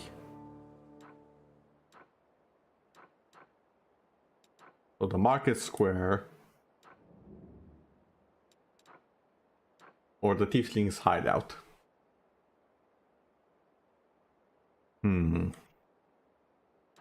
Let's solve the issue with the tieflings. The journey will take an hour. Travel.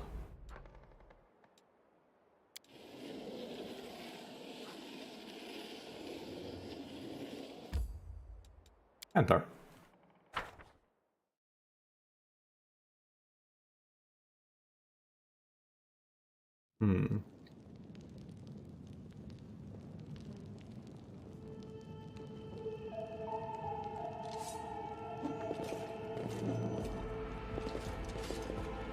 Hello there.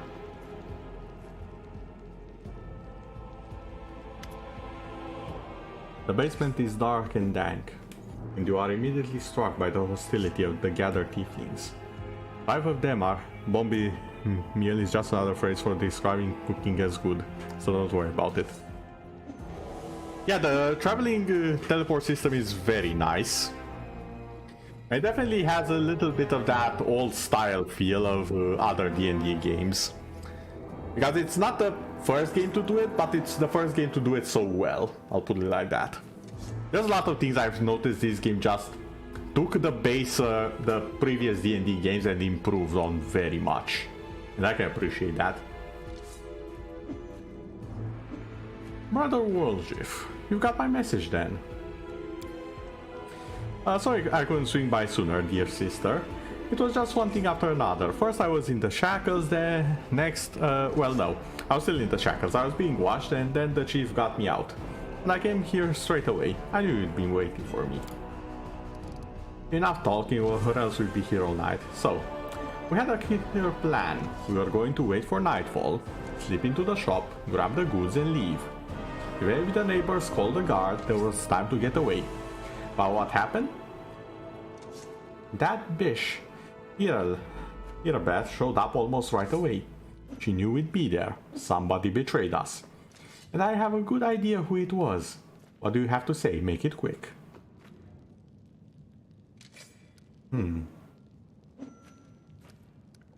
Well, Jiv, tell us your side of the story. What happened? He speaks. I thought Warshif only brought you so he'd have someone to hide behind if things went south. What's there to tell? I was there a week ago. Sister got 6 of us together in this very basement. Me and those 5 over there, I mean. Oh, the 5 about to be executed, got it. Warshif gestures his head towards the 5 tieflings kneeling behind the wall. He rounds us up and says we've got the score. Ancestries and Wonders. The one place nobody's ever been able to hit. The place that's guarded by a golem. And now a powerful scroll that will knock out the golem just happened to come into our possession, along with the tip-off that the shop owner would be gone on a particular night. All 6 of us knew a bit of magic, and we know that any enchanted junk will sell for a pretty penny, so we're in. And the most important thing was that none of us has to be hanging about the shop ahead of the job. No calling out of the place, no calling attention to ourselves from either the golem or its master. This job was a top secret. That's all true so far. Go on. We did everything right with the locks and the golem. I picked the lock, I remember it clear as day. Sister Dalna was on the lookout. Brother Melron had the scroll. Doffy, Trevi and Varnier brought the sacks.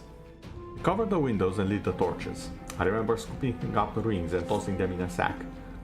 One right expensive one rolled away from me. I crawled under the table after it, and next thing I knew, Irabet was there. Everyone scampered. But I was still under the table. Not my finest moment. I was going to wait it out, but then those blockheads were dragging me out by the tail and put me in shackles. They took all my rings off me. About 20,000 worth. Damn, those are some expensive rings you had. And to add insult to injury, I never even found the last one. In the end, I got busted over nothing. So they caught you, poor thing, stripped you of your loot, and you didn't even manage to stash anything. Where's the Moon of the Abyss? The what now? What is the Moon of the Abyss?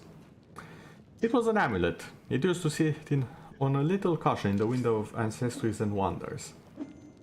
Sterling silver, sparkle like a star, fine peaks. Am I wrong in saying that one of my companions has an amulet like that?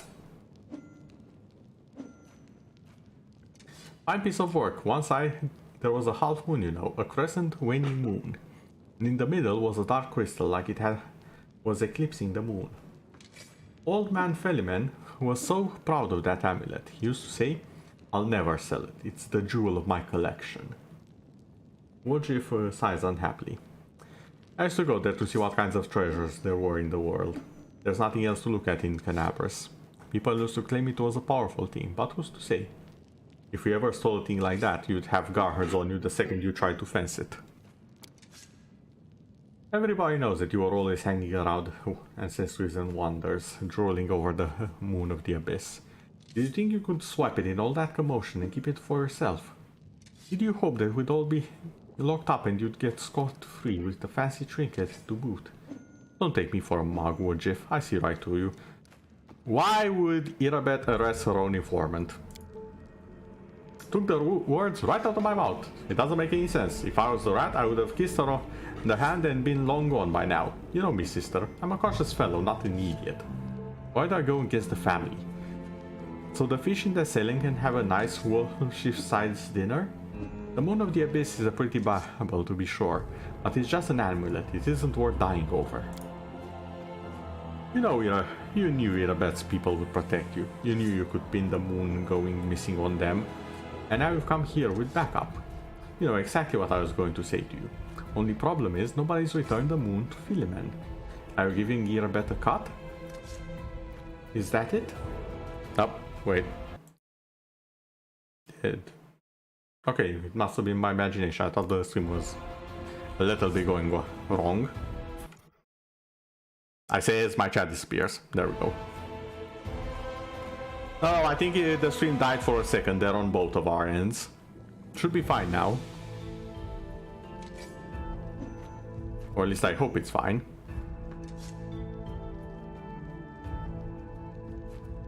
Are you giving Dinobet a cut? Is that it? Have you seen her? Do you think she'd take a cut of anything I offered her? She can't be bought. She's like 3 heralds of Iomede all rolled into one. Ah yes, 3 priests into one. Excellent bargain. He speaks the truth. You'll find some knights who take bribes. I'm sorry to say, but Tirabade is not one of them. Go on. That's the whole soy story. Wojcik crosses his arms, looking offended. Some family this turned out to be. It's just a name in the end. In a real family, people take each other at their word. They don't throw around accusations. I didn't take the Moon of the Abyss. What am I going to do to it? You can't sell it to no Crusader. It's a special item. You can't wear it, it'll get nicked. It's pretty to look at, sure, but it isn't that pretty. If it's that important to you, sister, I'll find it, and I'll drag the traitor here by his horns, just so you don't end up at the bottom of the Selen. You'd know what you're gonna owe me for that. An apology, right here in front of everyone. You're going to apologize loud and clear so everybody hears it. You're gonna say, sorry Wojcik, you're a good guy and I was wrong about you. Fine, you're one of my people, which is why I'm going to give you some time. But if you run, brother, the family will get you wherever you go. You will spend the rest of your life looking over your shoulder, tossing and turning in the night, hearing poison in every cup and every meal. You look into the eyes of every tiefling you meet, wondering if the families come for you. You'll have no peace. But one day, you'll be tired of running. You'll stop to catch your breath, and that is when we'll get you. Got it? You've a way with words, sister. A way that almost made me wet myself, but a way nonetheless. Let's go, Chief. We'll go chat to that skay gal Irabet. She knows you a little. We can ask her who ratted us out. I'll let you do the talking.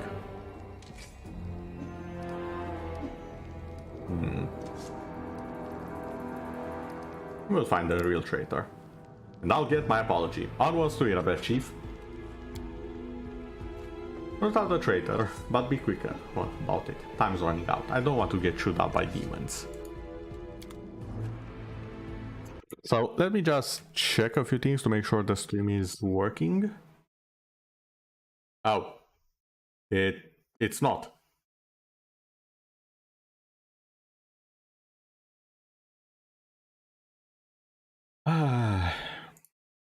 Cut. No, the stream didn't finish. What's...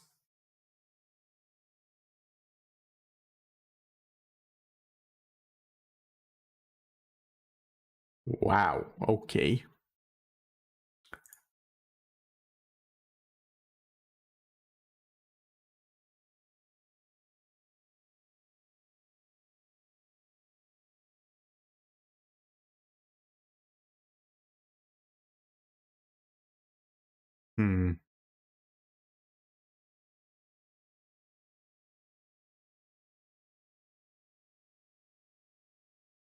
Can you see this? Is it working now?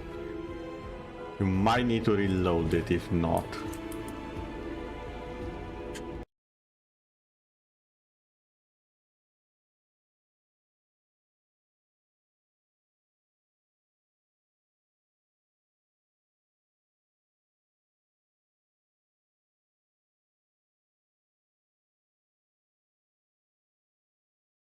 Okay.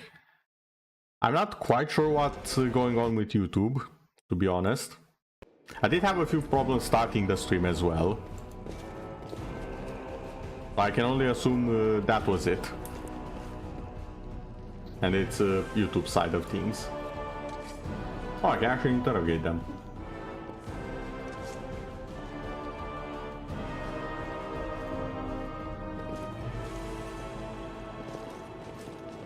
They seem very convinced that he is going to the farm and not them. Which kind of reminds me of Demiurge's Happy Farm from Overlord. That's gonna be fun.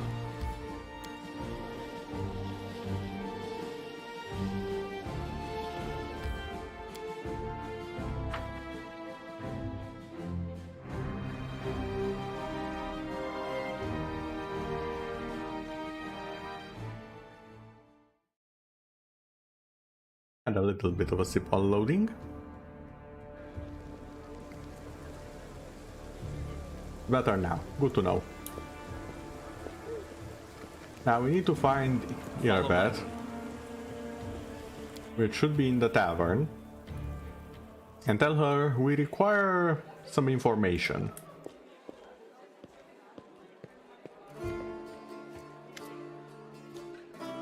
There's a traitor I'm trying to track down. Who is your informant among the tieflings? Earbeth arches her brows in surprise. An abyss is threatened by a demon horde, and you have enough spare time to help out thieves. I don't like this, but hope you know what you're doing. I'll tell you everything I know. I did not see my informant's face. He slipped out of a dark alley and handed me the note and disappeared. He had a cloak with a hood masking his face, but the long horns, didn't fit under it. There should be a guardian golem in that Centrics and Wonders, the shop they tried to rob. The owner gave us the construct's code word just in case. The golem itself was destroyed, but the head seems to be intact, so you can interrogate the thing and find out what it saw. The code word is Hand of Hirori. The shop's owner must have escaped, but there's a chance you'll be lucky with the golem. Okay then, it seems we will have to go and gather the golem. Or at least attempt to recover it. What's left of it. I'm saying it was destroyed.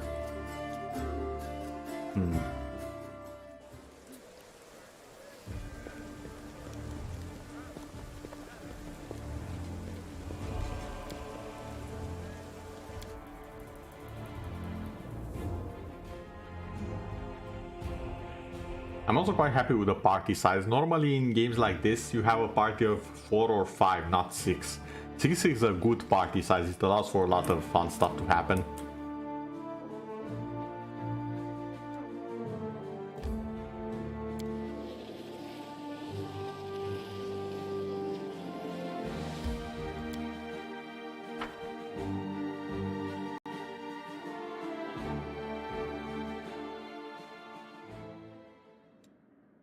Okay, we are here, everything's destroyed. Hello? Is anyone there? Oh? Please, get me out of here! Now what is that? I can hear your footsteps! Demonic heart. Hello? You can trust me. Hello? Is anyone there? Please, get me out of here! Free at last. I thought I'd be flattened like a pancake under that rubble. Much obliged. Damn, I'm not in any pain, but my head is still foggy for some reason. What's with all the hubbub in the city? The name's Finian. I'm a Pathfinder. If there's anything I can do to help, I will. Finian the talking weapon. Well, look what I have stumbled upon. What's a Pathfinder? I know the game is named that, but what is it? And why can I not... Oh. There we go. The Pathfinder Society is a globe-spanning organization based in Absalom. Membership consists primarily of Pathfinders, adventurers who venture throughout Golarion, usually inconspicuously, and explore, delve, and otherwise experience the lesser-seen parts of the world. They send journals documenting their travels back to their venture captains, who also assign them new missions and suggest new places to explore. The most exciting and illuminating of these journals are compiled in the Pathfinder Chronicles, an ongoing series of books that collect the history and mysteries of Golarion for its membership and the general public. It's literally the news, but for adventuring and exploring the world. I love this. You're a Pathfinder. That's right, Finian Dismar, Pathfinder and Crusader. I roam around the world wound wherever my tasks lead me. Scouting mostly, but this last while I've just been hanging around in Canabras, waiting until I'm needed again. I'm bored out of my mind, but at least this shop makes for better lodging than some inn. What I meant was, what are you? What's that supposed to mean? I just told you. You want to know where I hail from, is that it? Well, I'm from around here, actually. We Kelets of the Star Eye clan fled when the World Wound troubles began. But I couldn't stand by while the demons wreaked havoc, so I came back. It feels entirely different on PC. What do you mean? I hope better. Although that might also be just the fact that it passed the hiccup the stream had. Or did you mean to ask about my weapon of choice? My best weapon is every weapon. I'm a skilled and capable fellow, if I do say so myself. I can swing a sword and poke with a spear, but what I am best at is communing with the spirits. They call folks like me Phantom Blades. Phantom Blade? What's that? It's like a spiritualist, but with a twist. It means that some spirit took a liking to me at some point, and it can turn into whatever weapon I need. Handy, eh? I don't need any whetstones or enchantments. Doesn't take up space either.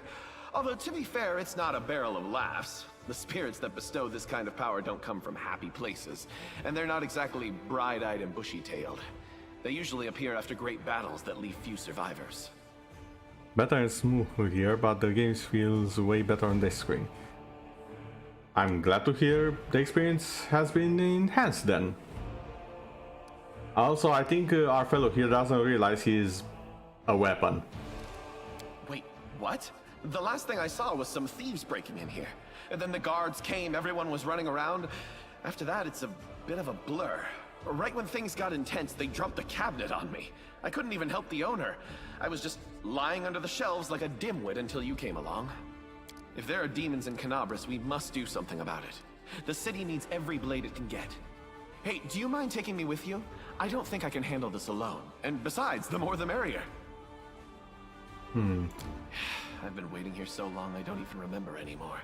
Just sitting and waiting for any word from the Pathfinders, but it looks like everyone has forgotten about me.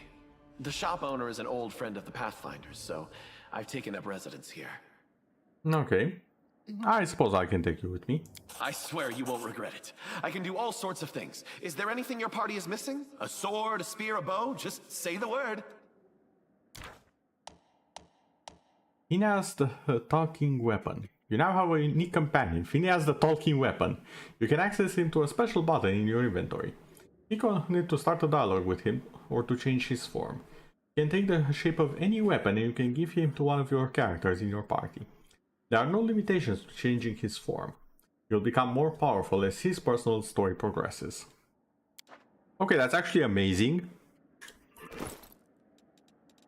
So, his own thing in the inventory, you say. So in the inventory,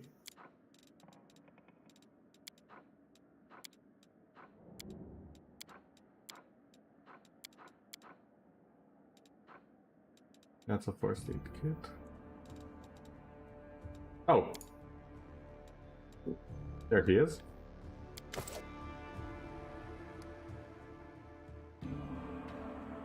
I want to talk about you. Sure, go ahead, although I haven't really done anything noteworthy yet. Do you realize you're a weapon? What kind of question is that? I mean, sure, the clerics keep on going about every crusader being a weapon of Iomade, but I don't speak of myself in fancy words like that.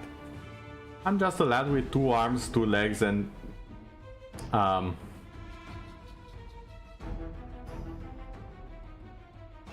you are literally a weapon. I don't mean that figuratively, my friend. And you still, how did you become a Pathfinder? Always wanted to be one. Ever since I was a kid, I remember I'd go out to the edge of the villages at sunset and just keep walking until I got tired or someone dragged me back by my ear. It was like something was drawn in me from far away. My clan isn't the nomadic kind. Before the wound opened, the idea of traveling anywhere would have never crossed the minds of many in the clan. They were content with their community or their patch of land. But I had always wanted to see what lay beyond the land in the road, over that familiar hill beyond the horizon. My father, he wanted to teach me to be a shaman like him. But as soon as I came of age, I was off looking for the Pathfinder Society, and I found it in Iz, after 3 weeks of travel on foot. I passed their trials and they accepted me. My father hasn't spoken to me since, but that's alright. Once he hears of my great deeds, he'll come around someday. All I wanted to do was rush off to some fantasy land and find treasure trove no one else had discovered yet. But I knew I had a duty to Sarkoris. Then the wound opened, the demons and the havoc. In the end, I never went anywhere. That's kinda sad. You remember anything from before you ended up in Canabros? I mean, a lot of things happened. I remember how happy everyone was when the wardstone was placed in Canabros. That was some celebration.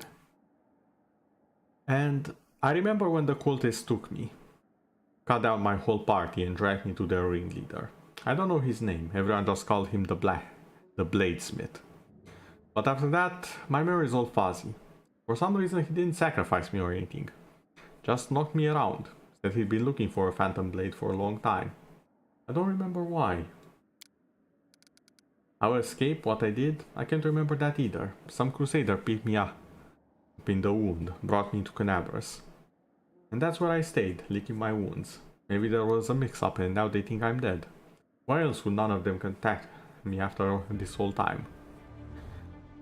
The wardstone, you say, what you're describing happened decades ago. That's rich. Next thing you're going to tell me that I've been sleeping for decades. Last year, that was. Well, maybe the year before that. I couldn't have been wandering the wound that long. I would have been either dead or an old geezer by now. You're a sword. Or a weapon. Quit messing with me. Pinan, you need to understand, you're not human anymore. Hey, are you feeling alright? Maybe you need to have a lie down? I'm standing right in front of you. Poke me if you like. As human as they come. Or do you think my travels have worn me down so much that I've become an animal? Not happening. My folks told me to stay human, always, no matter the circumstances. To remember who I am, and to never shame my ancestors. Can you still commune with the spirits? Maybe I can. Only they don't want to answer me. I'm still a spiritualist by a phantom blade. My power is within me, but I have this feeling like I'm separated from the spirit world by some kind of transparent wall. I keep knocking, but no one can hear me, I think. Guess all the Bladesmith's torture did a number of me. He broke something inside. He did something alright.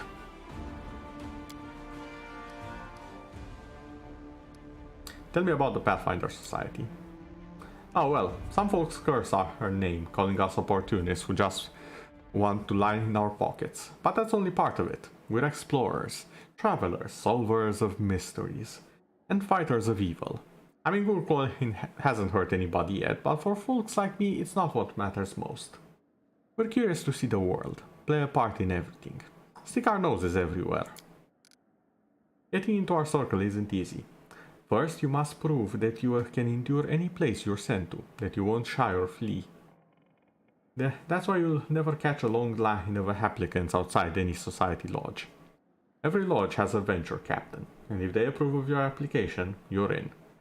And there are many lodges around the world, but the main one, the Grand Lodge, is located far away in Absalom. I've never been there myself, but I heard a lot of stories about it, and about the Semviret that governs all Pathfinder affairs from there. That's it for now.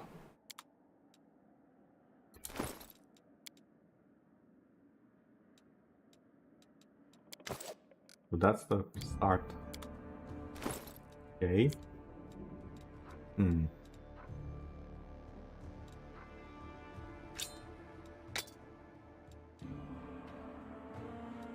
How do I...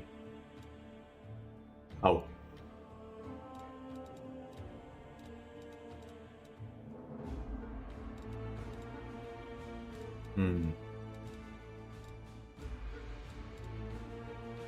Can have it be a lot of things.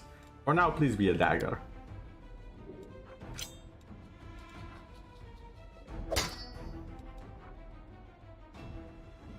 Okay, that's a lot more damage. Gold Iron, Ghost Touch, Enhancement +1 finesse wielding. Okay then.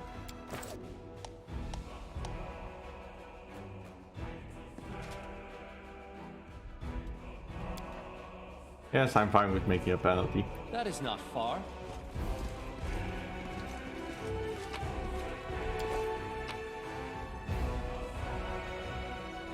Counterfeit Derek Sunhammer jewelry.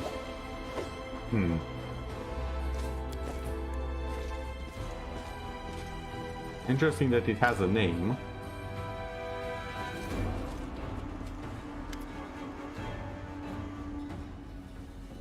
Oh, that's the golem. Master code word. The formerly well-anointed shop now looks a sorry state. It has been completely ransacked. Lying in the corner next to a scorched wall are the soot-covered shards of a clay golem. The golem's eyes glow in the gloom. Hand of Yori. Code word correct. The golem's eyes glow brighter, awaiting orders. Tell me about any suspicious people who came into the shop in the last week. The golem is silent for a moment. 56 individuals entered the shop. Human, female, Ord. No male, old. Human, female.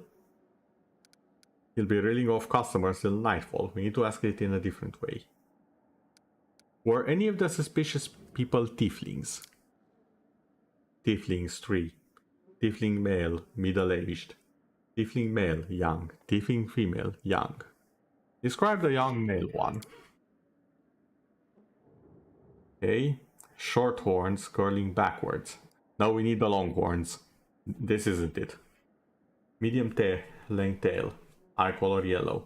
Hair color black. Special observations. Annoyed master.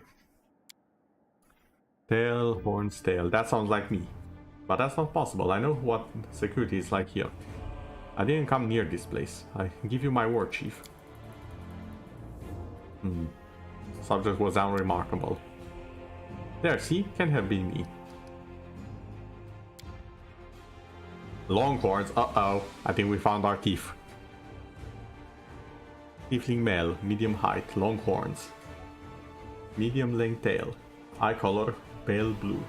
Skin color. Dark. Special observations. Red hair. Oh, that's our traitor. I bet my life on it. Sister drilled it in our heads that we wasn't to go hanging about the shop. Red hair. You got a couple of gingers. There's plenty more who get it out of a bottle. So much for special observations. Golems aren't all they're cranking up to be, huh? Maybe Master knows more. Above average height, hair long, tail not observed, long horns. Uh-oh. Eye color blue, special observations, scar on nose. Baldric with goldy stitching. I don't know about that one. A new arrival most likely. Gold stitching, eh? I mind getting to know her a little better. Where's your master? Philemen Vulnahatorus, my master, is in his hiding place. Revealing the location of the hiding place is prohibited, prohibited. Likely holed up in the basement when the commotion started. The entrance should be around here somewhere. Where is the basement? The basement is below me. I guard the basement. Leaving my post is prohibited. Where did you come from? Who created you? This golem was created by Gayfern, Son and Son. Address, 3rd building on the right, Jeweler's Alley. Neuroscience, Mendev. Model, G504ENE, which stands for Experimental and Enhanced. For all inquiries, please contact Garfriend. Okay.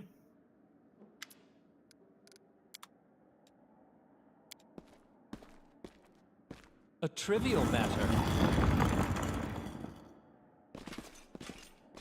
Well, let's just rob the I'll place go clean, and then we can go.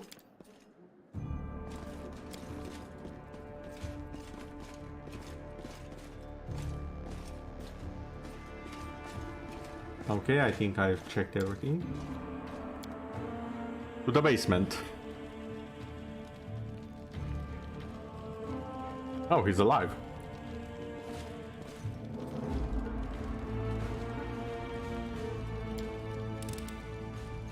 helpful, am I not?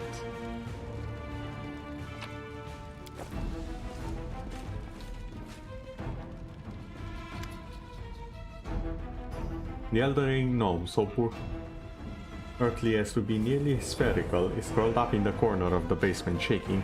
Marauders! Vanders! Scavengers! Are you the shop owner? The gnome seems to settle slightly. My name is Veleman Ruletos. I'm the owner of this shop, but I'm not sure I can claim to be the owner of anything now. I hope there's at least something left of it. Oh, come off it, your shop's fine. It's a bit ransacked maybe, but nothing a bit of spit and polish can fix. Like how I literally have the option to attack him right now just for that. Where were you the night of the robbery? You think I robbed my own shop? I was here, in the basement.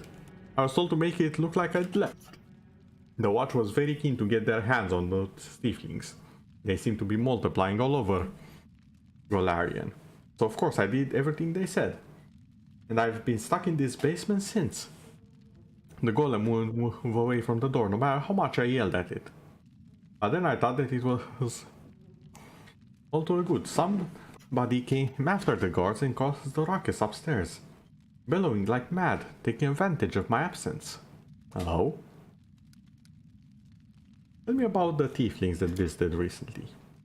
Why should I tell you anything about my customers? You're not from the City Guard or Eagle Watch. Chief, if he keeps digging his heels in, just say the word and I know how to loosen the tongue. No. I can be very persuasive. Ahem. Start talking or else. Alright, just put that thing away, I'll tell you everything. Ask your questions if it's so important. Tell me about the tiefling woman.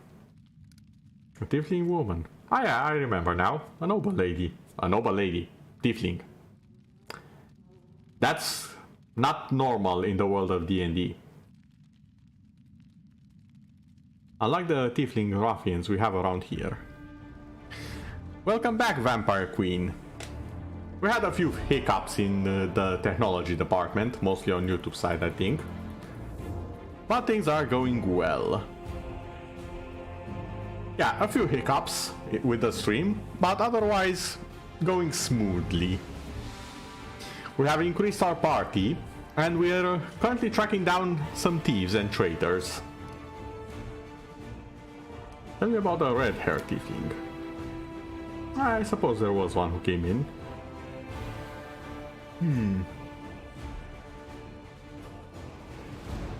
An Asimar made chainmail. He certainly couldn't afford it. That's when I suspected something was off. I checked everything after he left, but nothing was missing, and that put my mind at ease. I can't remember what he looked like. I didn't get a good look at his face.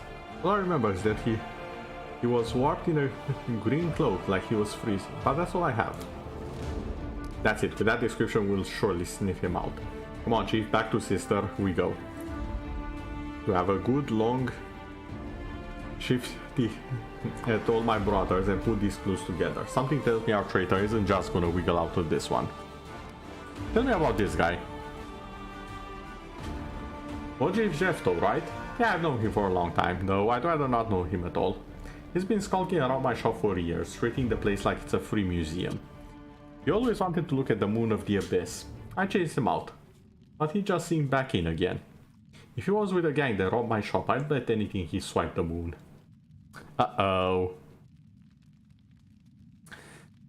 Also, is the reason you don't blush because you're trying? Vampire Queen, I'm sorry to shatter any expectations you have of me. But I have literally, unironically, been a gang boss for 7 years. I'm not trying. I don't have to try to do that.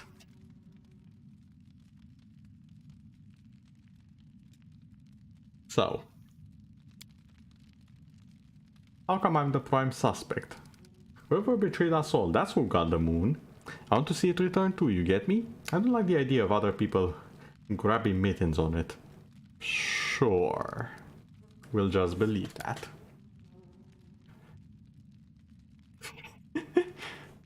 That's the reaction everyone gets each and every single time, I swear. Let me put it like this. It's not the pull out the guns and threaten people for money type of gang boss, but I have been a gang boss. And I have dealt with people who are exactly that.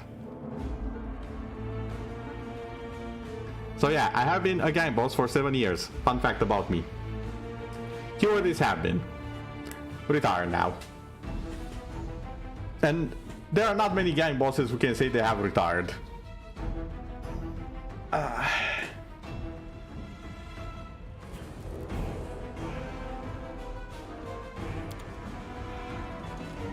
Well, with that mission complete. I know the way. And assuming I remember what the golem said. Which I kind of don't. I would like a bit more description. Tell me the middle-aged tiefling. Medium-length tail, pale blue, skin color dark, special observations, red hair. Okay.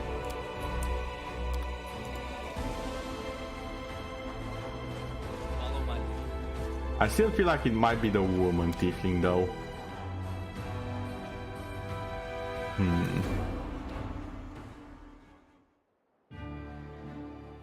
Yes, I was. Fun fact though, not exactly by my choice. I planned the assembly of the gang that I led, but I didn't plan to lead it. A bit of an interesting turn of events led to that.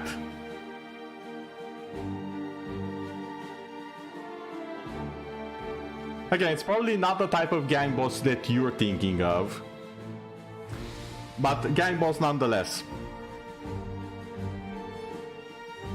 So yeah, I'm not trying to pretend that I'm not blushing. I'm not used to blushing in general. That's just not something that happens.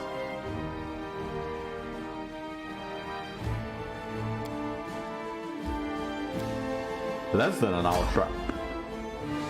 Oh great, enemies found us.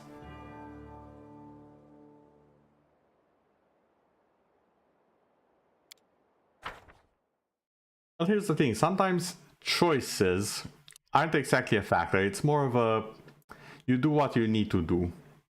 Can we retreat already?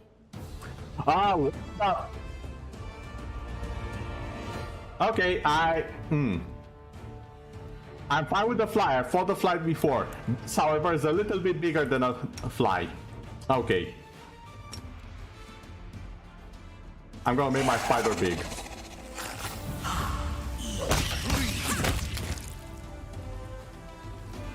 Oh. I was a bit late on the spell. I forgot my party's overpowered. Okay. All's good.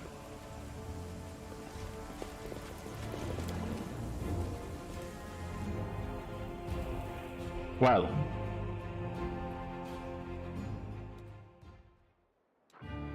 Okay, we can continue.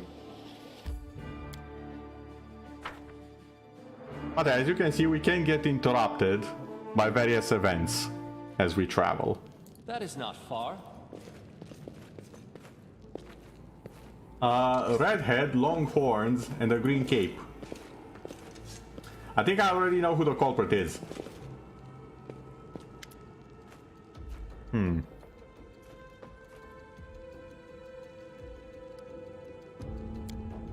Take a good look at the suspects. Melron and Doffel. Okay.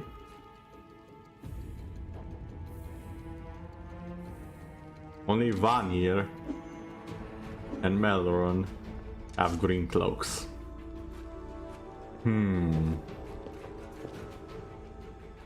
So, we know it's a redhead. So it has to be Melron.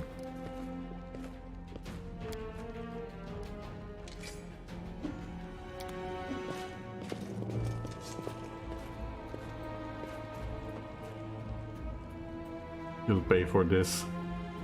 Ah. Oh, I don't think that will happen. Oh. Wow, even kicked the body. Oh, and he's not dead. Hello there, Demonte. Welcome.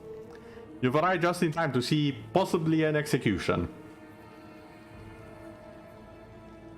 He confessed. Someone connected to the cult of Baphomet ordered him to steal the amulet of the Abyss, the Moon of the Abyss. And the best idea he could come up with was to drag us into it. He got a soul to take out the golem. He betrayed us to Irabeth so that he could swipe the amulet in the chaos. He thought we'd get nicked and he'd slick off to meet with his customer. You've got the Moon of the Abyss? Let me look at it one more time. My whole life I've dreamt of holding it in my hands, if only for a second. Waters was literally to the stream, and there's a Vampire Queen and the Demontem. Yes. Yes, they are here. They have entered the stream chat.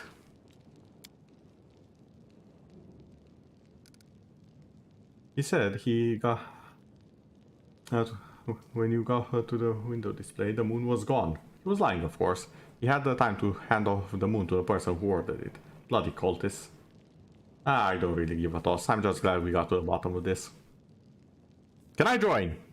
Can I be a part of the thieves? Nah, I'm just messing with you. What are we gonna do now? Clear this place out. The sooner the better. The city is dying and I don't want to die with it. The city would have already died if not for the people who stood up to defend it with their weapons in hands. So defend it. I'm not stopping you. It's your city. But we've always been outlanders here. Why should we fight for you now? What are you doing with the traitor? Well, he'll be sent to visit his distant relatives on their farm. Think about what he did. Any more questions? Can I join? That's all you want. You can have your pick of the non-tiefling gangs. You don't need to tread on our territory. The family is for tieflings only. No exceptions.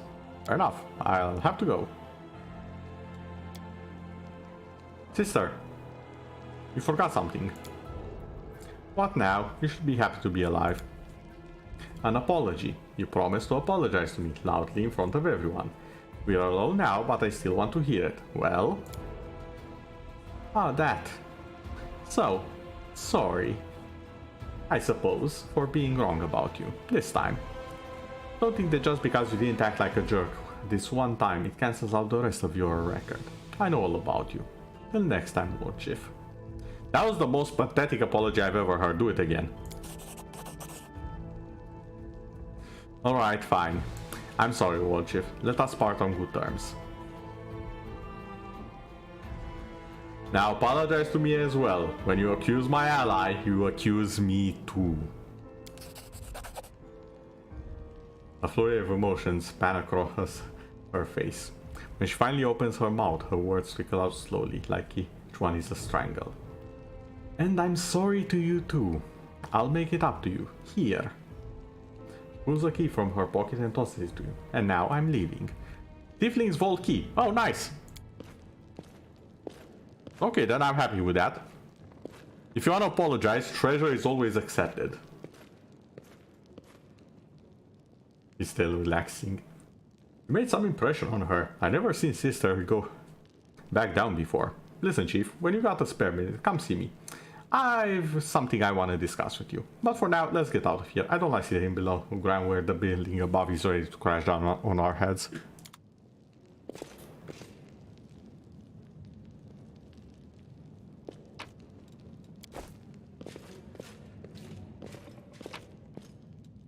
Ooh, lockpick kit. Verifying solution.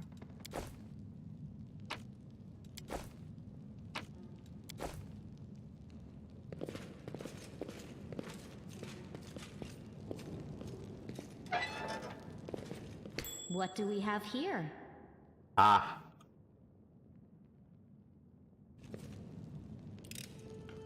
I hope you appreciate this. Good job disarming that. A door. An unidentified ring. Pearl, jade, and agate. This is a literal stash right here.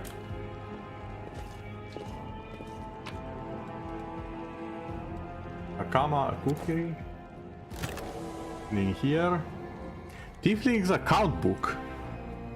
Uh-oh. Well now. We swiped a little bit more than was intended, I guess. Doffel, chemical tools and reagents. 185 gold. Delana, violin antique, question mark, needs appraisal, 10 gold taken out. Wojif, magic scrolls. 420 gold. Heavy, working the square. 15 gold. Note, I bet the swindler got 5 times the amount and pickpocketed the difference. I'm going to give that rogue a good scare next time. Kirisme, 80 gold taken out, informants, contract, other expenses. Doffel, working the market, 25 gold. Aaron, 70 gold taken out for tool replacement. Heavy, spices, 370 gold. Magical rings, 250 gold. Handbound books, 180 gold. Appraiser, the violin is worth 5 gold. Note, do not send Lana on a job by herself. Lol. Keresme, 400 gold taken out. Informants, contracts, other expensive. 1000 gold taken out. Former contracts, other expenses. Okay then. Well, this was definitely worth my time. Like, so much gold out of this. So much gold. Heist successful. Pockets filled.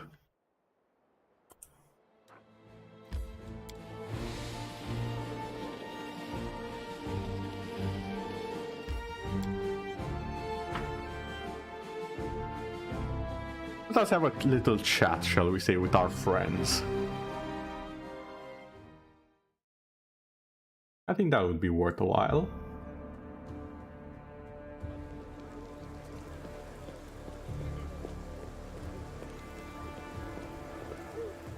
I'll go ahead. Especially since it's an opportunity to identify all the things we got.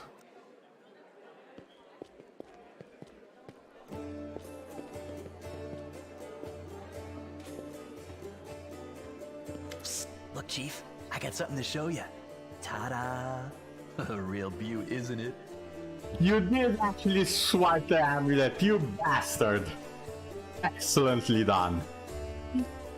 Did you really have it the whole time? Since that night, Chief, Melround didn't even set eyes on it. While he was dealing with the golem, I sneaked past them, and that was that. Okay, so tell me, why is it so important? Do you really not remember it? Oh, I thought you would appreciate it. It's from the old man Fileman, the owner of the Ancient Trees and Wonders shop. It's the pride of his collection. The Moon of the Abyss, an amulet with a rare crystal crafted by an unknown maker. When I think of how much this thing is worth, it makes my head spin. You've been served by the guards. How did you manage to hide it? Thieves have their ways. Why did you steal it? You won't be able to sell it anyway. Why, he asks? It's expensive, pretty. And you know, it's my amulet, actually. Not meaning I stole it, but I mean, this is my inheritance. My grandma and I were poor. All we had was a jewelry box with the moon in it. She used to store it under the floor in the basement, and she'd take it out sometimes just to look at it. She was always nicer when she had a few drinks in her, so it's a family heirloom. One time I asked where she got it from, and she said it was from a demon. You know, the demon who was my grandfather. He said the moon was to be passed down.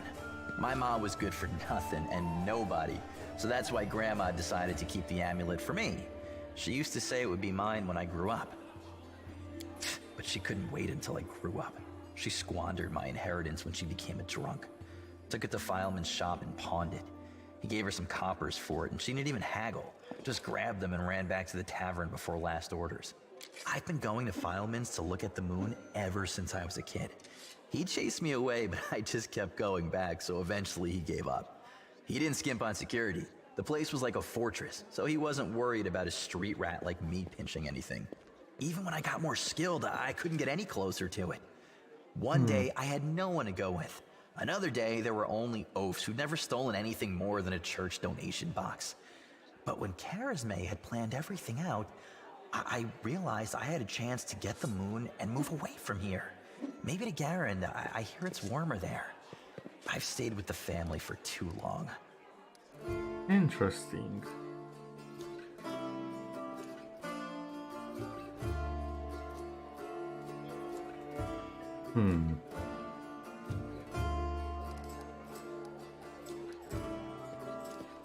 So you did betray them. Oof, that cuts me deep, Chief. You and I saw who the traitor was. It's just that when we robbed the shop, I went in first and took what I wanted. Nothing wrong with that. Although, of course, I did think about hiding the moon and just taking myself off somewhere warm when all this blows over. But only because I want to see the world. Is it a crime to want to travel? Huh? Is that what counts for treachery these days? I would say you did the right thing. Allies, friends, it's all a load of crap. Life brings us together, forces us to make plans, do whatever it is we do, but it's a safe bet that this ain't forever. I might be a traitor, but the others, are they any better than me? Melround had a good reputation in the family. He was trusted, and you see what happened. If you abide by the law, anyone can rob you. So you need to break the law first when no one expects it, and run before you go soft and get too attached. Whatever you think, I owe you. I'm not just a thief, I have my own business selling things. Thanks to you, I'm still in the family, and we have the black market sewn up in this city. It's a good way to sell valuables. So, if you need anything, a scroll or something, just say the word. I have a little portal to our people in Nerosian. You put a note there, and you get what you need. I can't get you anything big, but what they do have is all high quality. Nothing's too good for you, Chief. What's mine is yours. For a price, of course. Of course. Tell me what you can get.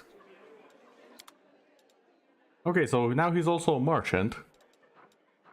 An entire quarterstaff. It's a monk weapon. Staff of Greece.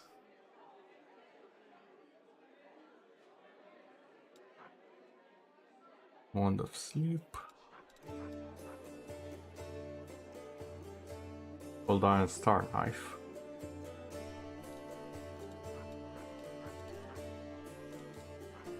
Gnome Hooked Hammer of Discipline. Monster Hunter. There's a game waiting to be made, or rather played. It's already made, I just have to play more of it. Poisonous Darts. Let's talk of Purity.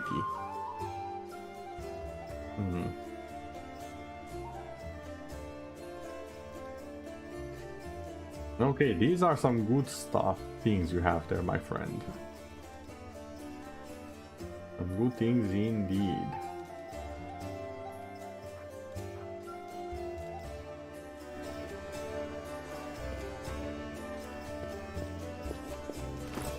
Oh, sorry, do you actually have the amulet on you now?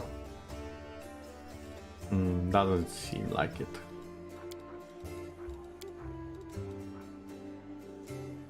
Ring of Sharp Strike. Whenever the wearer of this ring shoots an enemy engage, usually shoot. Okay, who was our archer? I think... Yeah, I think you were our archer. You can get this. What kind of trash is this? There we go.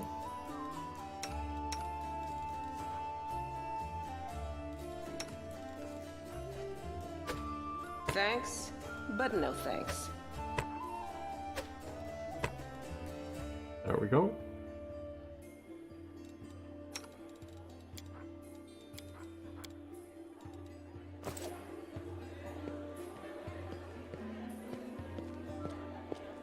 Alright then.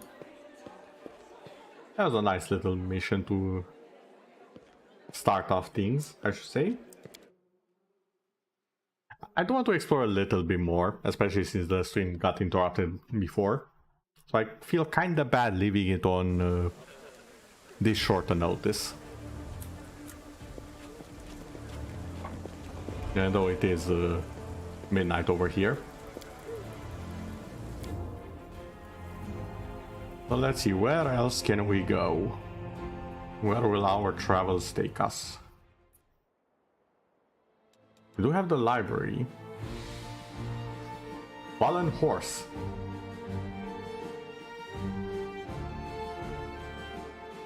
Why is there just a fallen horse here?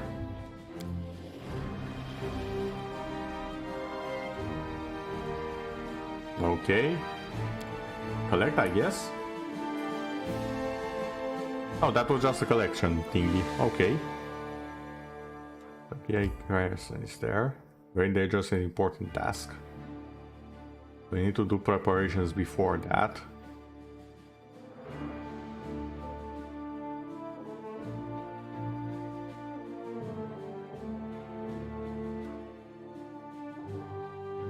There's the residence that I was told has some secrets.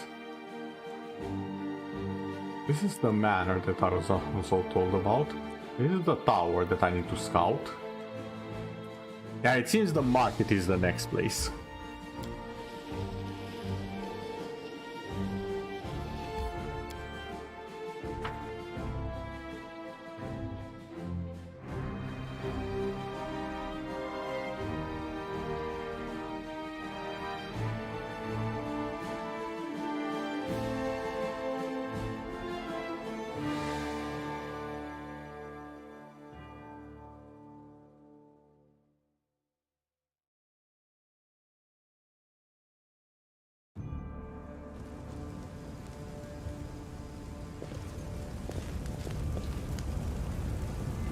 I know the way. No.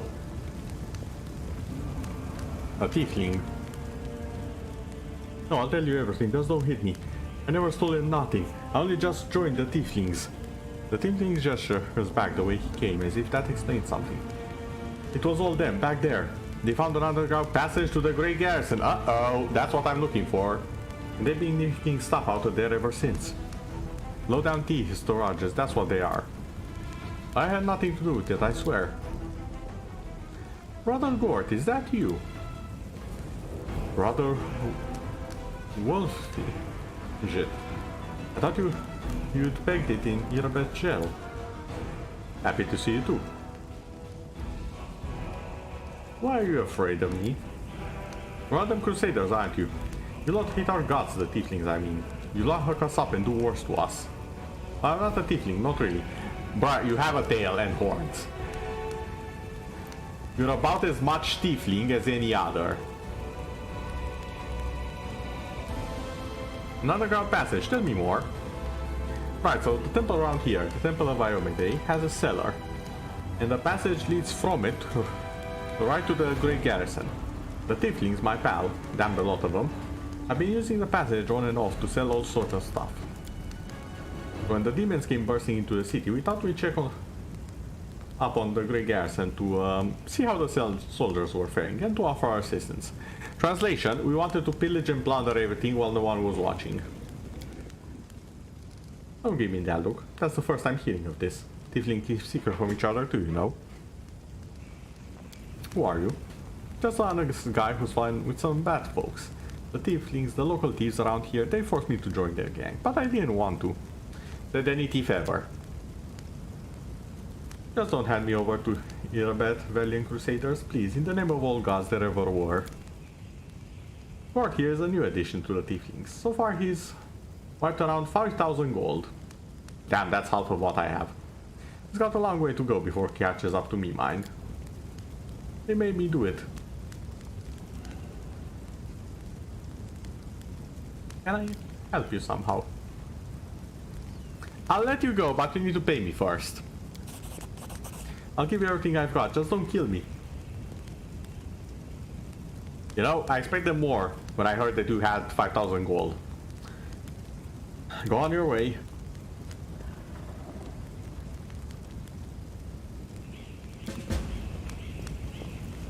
And he went the way he came. That's... Follow my lead. Ah. The heartbeat quickens. I'll rip you apart!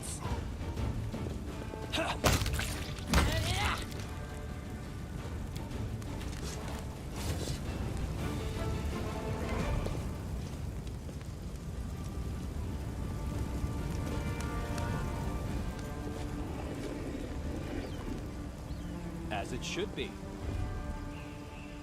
I heard screams or growls rather in that direction.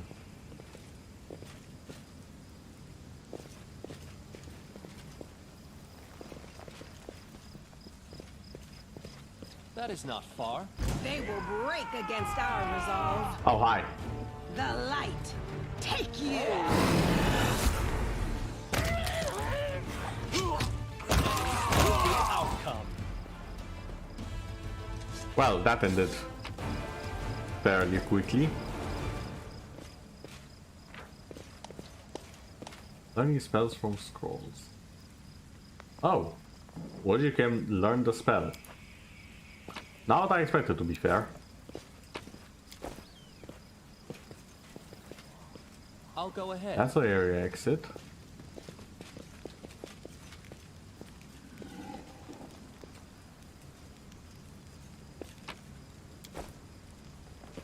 But there are Crusaders here, it seems. We'll make this quick. She won't feel a thing. What? I don't know. Can we really do this? What are you doing? Listen, we don't have a choice. There are demons everywhere. What else would you have us do? A group of knights surrounds a young elven girl. She is dressed in rags that barely cover the hideous scars on her body. The beggar girl is on her knees, watching pleasantly as the people argue heatedly around her. It's as if she doesn't sense the looming threat at all. A black crow flies in agitated circles above her head. In Iomede's name, we're sorry, girl, but it is our duty. We have to do this, not for our own sake, but for the sake of everyone who can still be saved from the demons. If we don't win this battle, you won't have long to live anyway. They're insane! We've got to do something! I understand. You're scared. You feel powerless. You think this will help. You don't have to justify yourselves to me. Just do what you've decided to do. I am not letting her die. No, I have decided she stays alive. What's going on here? Our weapons barely scratch the demon's hides. We're sacrificing this girl to Iomade so we can consecrate our weapons with her innocent blood and gain the power to destroy the spawn of the abyss. Are you insane? I thought it was something else, but no, you are literally insane. It's extreme, but we have no other choice. We have to defend this city somehow, or else we'll all perish, including her. That's ridiculous, that he... I'm glad I know religion and whatnot. Oh, actually, Camilla knows religion, it seems. Our deploy is plus 12, but...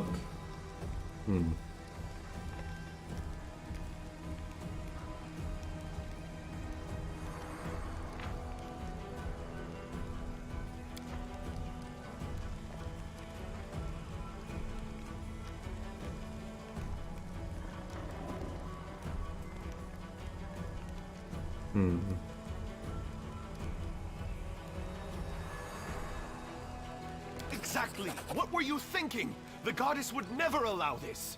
Whose idea was this anyway? I think it was yours. My idea? I was against the whole thing right from the start! Who said we needed to make a sacrifice? Please don't fight! All of you are good people, defenders of the city. You just made a mistake. Please don't hurt them. Hey, I know her. I see her all the time on the street. She's a couple of cards short of a full deck, if you know what I mean. Really? Hi. Remember when we used to play together when we were little? But then you went and got all big. And I stayed the same for some reason. Huh? I played with you? Pull the other one. You did. We played tag and hide and seek. Then you and the bigger boys came up with the game where you all threw stones at me. You laughed so hard, it made me happy too. But then you grew up and went away to do grown-up things. Wanna play with me now?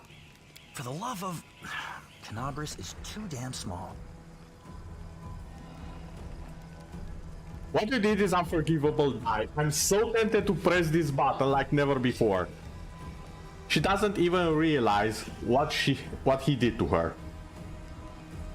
She's even happy to see him. I'm so done with him. The second I find the replacement thief, he's going out of the party.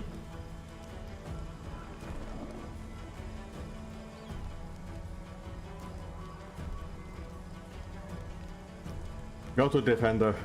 There's Heart Tavern. That's where the survivors are gathering, and don't even think of doing something so disgusting ever again. Thank you. They're gone. And they all lived. I was sure that someone would die today. So many people have died here already. But we are still alive for some reason. Strange, isn't it? Yes, indeed it is. But you shouldn't listen to me. I don't know what I'm talking about. I'm just a silly girl, really. I don't trust her. She isn't what she seems. What she would have us believe she is. That is no simple-minded child before us. I don't think you're an ordinary girl, and the crow you have, it's not ordinary either. No, don't be silly. I'm very ordinary. Well, I know different types of tricks, but Soot taught me those. Now Soot here, she truly is unusual. She's clever and she can talk, but only to me. She teaches me magic tricks and lots of other stuff. I don't know what I'd do without her. Call me Ember. I live here, on the streets, for many years now, but there's nothing to say about me. Magic tricks. You could prove useful in fighting the demons, and I'll be able to protect you from insane soldiers. Come with me. I must have misheard. This girl? Join our party? What could we possibly want with this dirty little beggar? Sure. Let's go. We'll make things right. Okay, what? Ear-piercing scream. Did not expect that from her voice. Burning hands. Slumber. Vulnerability curse. What the heck is your class, girl?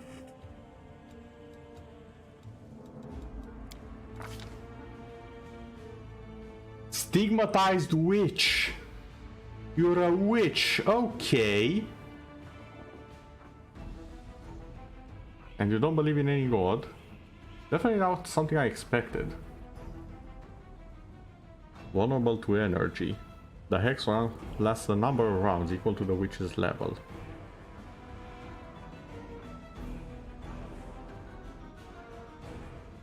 Raven familiar.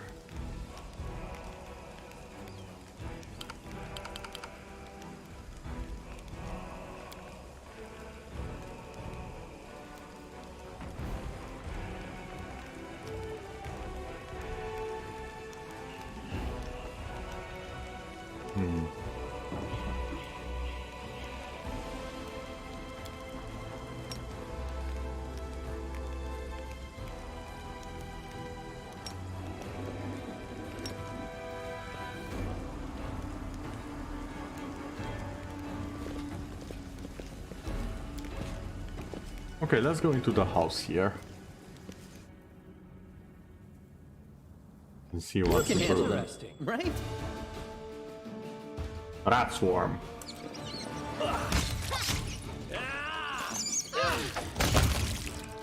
Against such enemies, regular weapons are ineffective or even completely useless. However, the swarm is vulnerable to attacks that hit an area. Okay.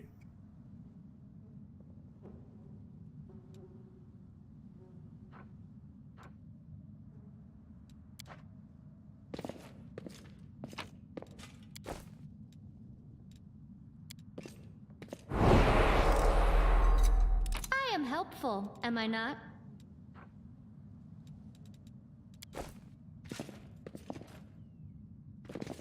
Oh.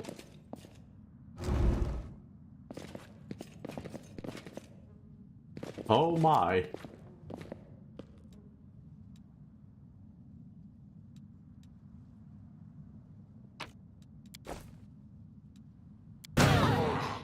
Did I fail?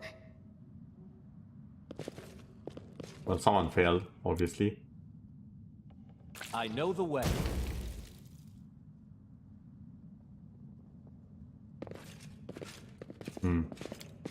Well, that failed. Sad. No demon summoning. Follow my lead.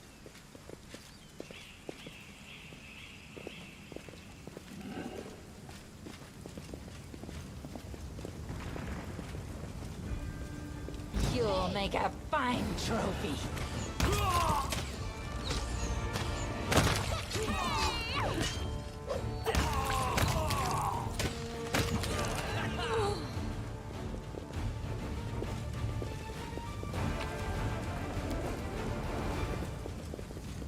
Can I make a camp here? I wonder.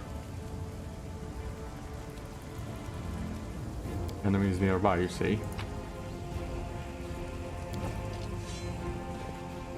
How about over here? Over here should be safe. Yes.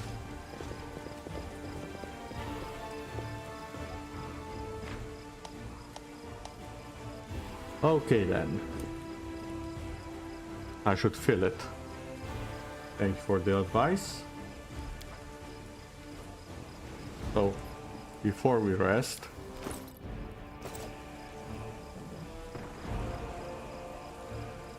I'll watch your back.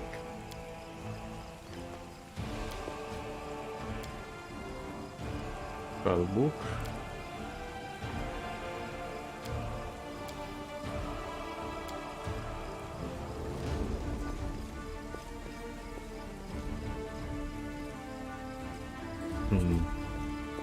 How did this thing work again? There we go, spellbook. Full strength. So I can pick a spell from here.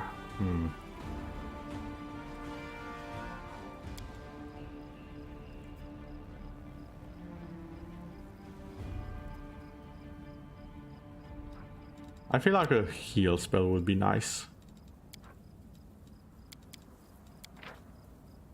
Why can't I select it? Oh, that's how.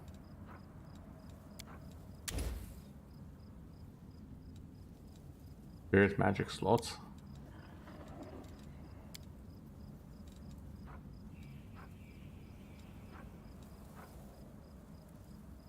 Unbreakable heart. Doom. Fear. Yeah, fear sounds good.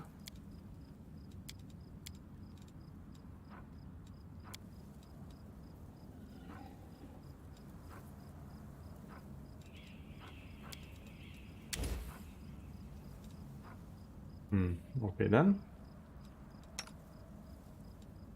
And I think you can use just about anything. That's fair. Now spell uses per day. Okay, now we can rest.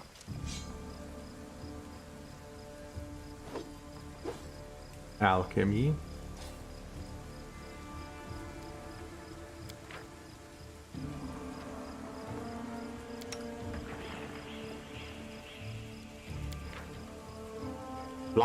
+9.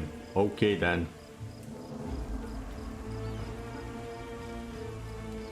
Visual corruption. Grows with each day of rest. It has 3 levels strength.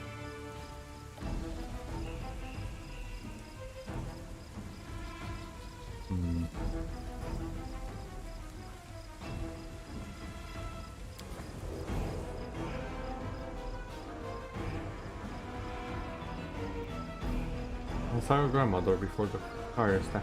She did not recognize me. I don't think she recognized anyone. Oh, interesting little detail there. That's because you didn't owe her any money. If you had been in her debt, she'd remember you till the day she died. Fair enough. You two really did know each other.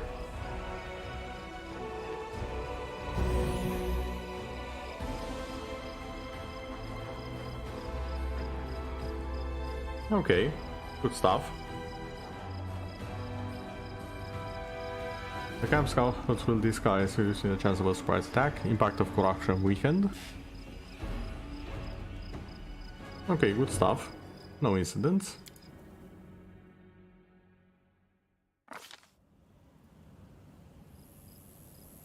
Oh. Sometimes a long-awaited rest does not bring the desired relief. What comes is a heavy, clinging sleep on the edge of wakefulness, where consciousness seems poised between reality and oblivion. The possible reasons for such disturbed slumber are myriad. Strained nerves, perhaps, or a lingering reaction to trauma. Atenashi Raza emerges from the oblivion of his laden sleep like a drowned man, dragging himself up from the depths of a swamp. The wound on his chest is burning like someone pressed an invisible brand onto it. The wound has closed again, but the bloodstain on his shirt betrays its presence beneath. There is no time to investigate the cause between his malaise.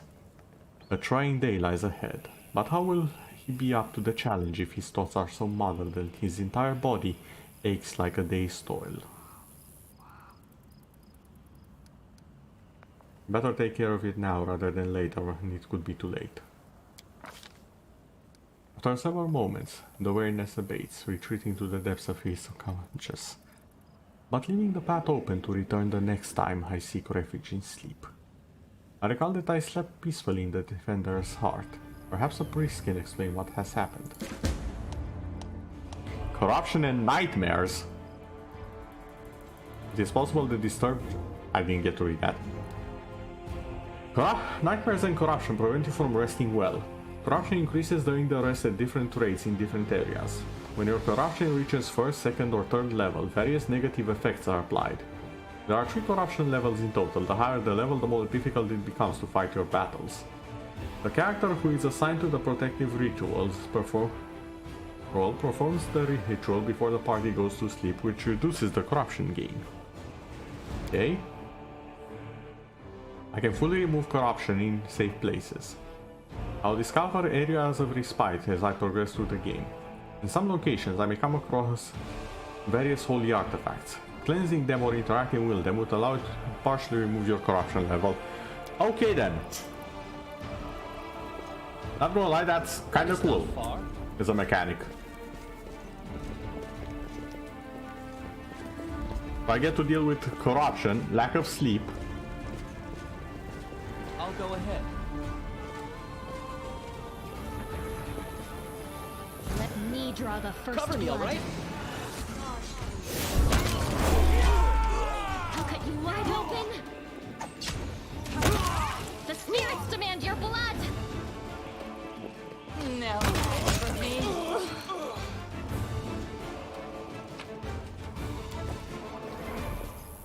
I know the way. I'll cheer you on from over there. You are today's sacrifice. Surrender or else. What is that thing? It's dead, that's what it is.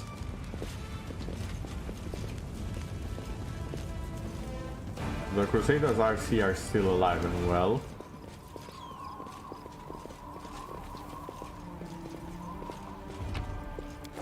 Follow my lead.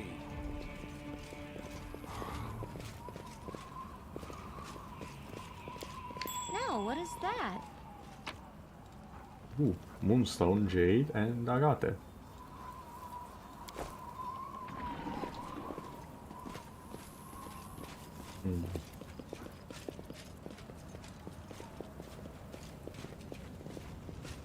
Actually, I have a full party now. As it should be. I'm curious how many party members we can get. Like, I know 6 is the total, but how many others we can get? I did it. It happens sometimes. Here's after a magically induced earthquake struck the land.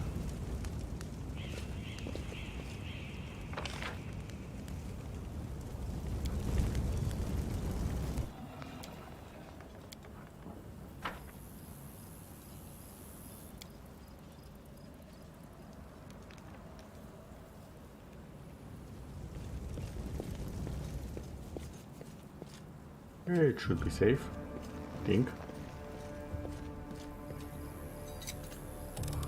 helpful, am I not?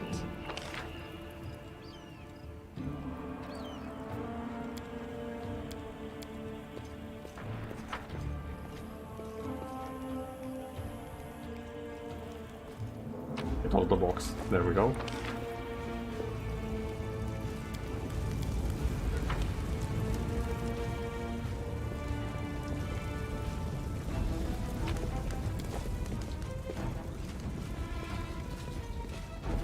Okay, I think I've been to the entire area. I'll go ahead.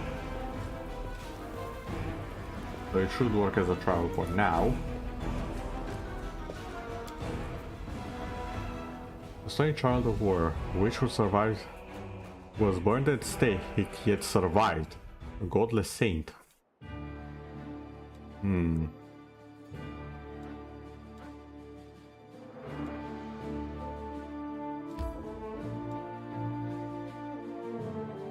Dividing it in two halls, no way to cross.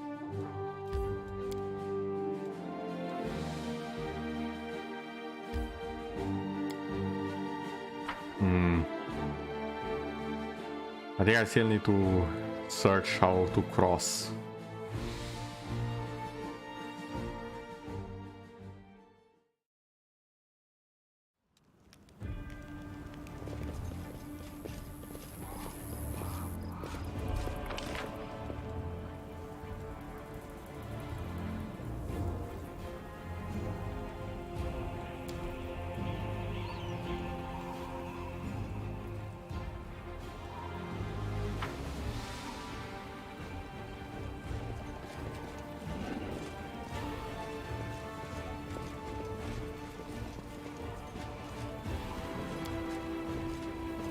Unless I'm misunderstanding something.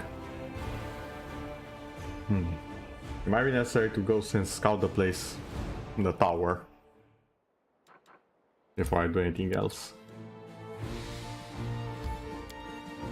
Yeah, currently no way of crossing it. Okay.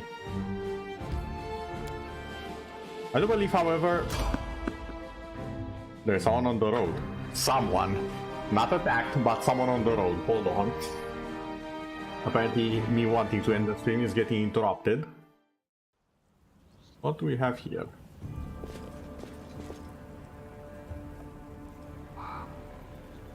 Wearing a robe? Check. Baphomet symbol around the neck? Check. Crazy eyes? Check. Note to self. Bring a mirror next time to be able to adjust the optimal level of eye craziness. Everything is ready for the experiment. An audience. Problematic, but not critical. You there, boy. Stay out of this. It is counterproductive to stand in the way of scientific progress. Who are you calling boy? Oh, what?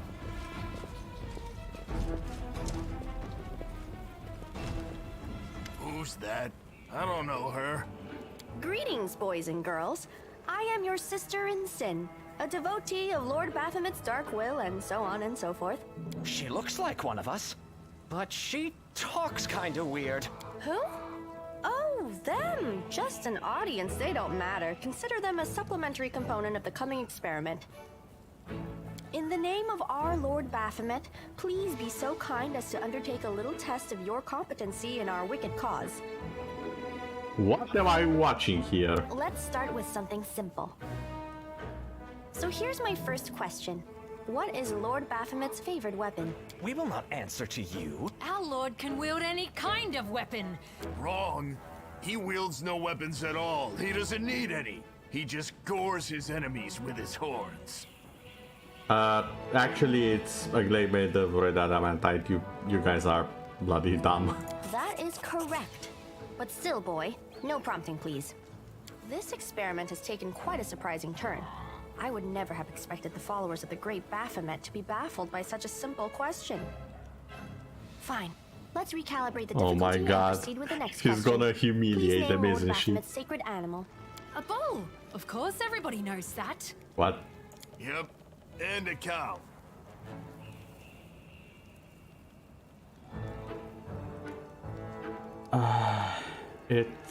It's actually this though. I'd like to ask you to stop prompting them, but it seems they could do with a prompt or two. It appears the experiment has yielded results which are as unexpected as they are incredible. Baphomet's cultists have not the slightest idea about who Baphomet really is, let alone any in-depth knowledge of his ideology or philosophy. I'm positive that this news will cause a sensation in widest scientific circles. Damn it, she's right. I'm a shitty excuse for a cultist. And my mother used to tell me to become a plowman. Oh my god. Hey, take it easy. We've only had 2 questions. You there, come on, ask another one. We'll get the next one. Oh my god, am I actually encouraging the cultists right now? You know what? Go for it. Is there any sense in continuing? You cannot answer the simplest of questions. I am ashamed of all of you, as cultists and as individuals. Please, ask again. I can answer. I'm sure I can. How do you spell Baphomet's name? B-A-F-A... Oh, screw it. To hell with Baphomet. I thought it was gonna be fun, but instead there are all these questions. I'm done here. I'm going back to my home village, back to my mother. Oh my god. Hey, wait! You there! How dare you stir up discord in our ranks? Grab! The experiment is complete. Unable to deal with the questions, the cultists decide to deal with the examiner instead. A typical reaction for a person who has never been burdened with any intelligence. Oof. Now you're gonna start hitting each other, aren't you? Please, proceed. I won't interrupt. I won't let you hurt my friends. Surrender or else.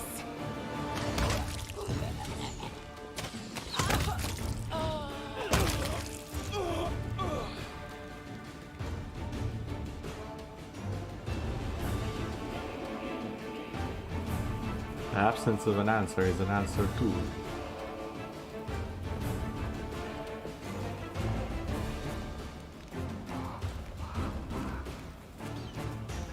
Who was that? The result is statistically predictable, especially considering their intelligence level. I mean, yeah, but still. What about you, boy? Are you ready to answer some questions for the good of science? Let's proceed with the experiment. My first question is simple. Which colors does the goddess Iomade prefer?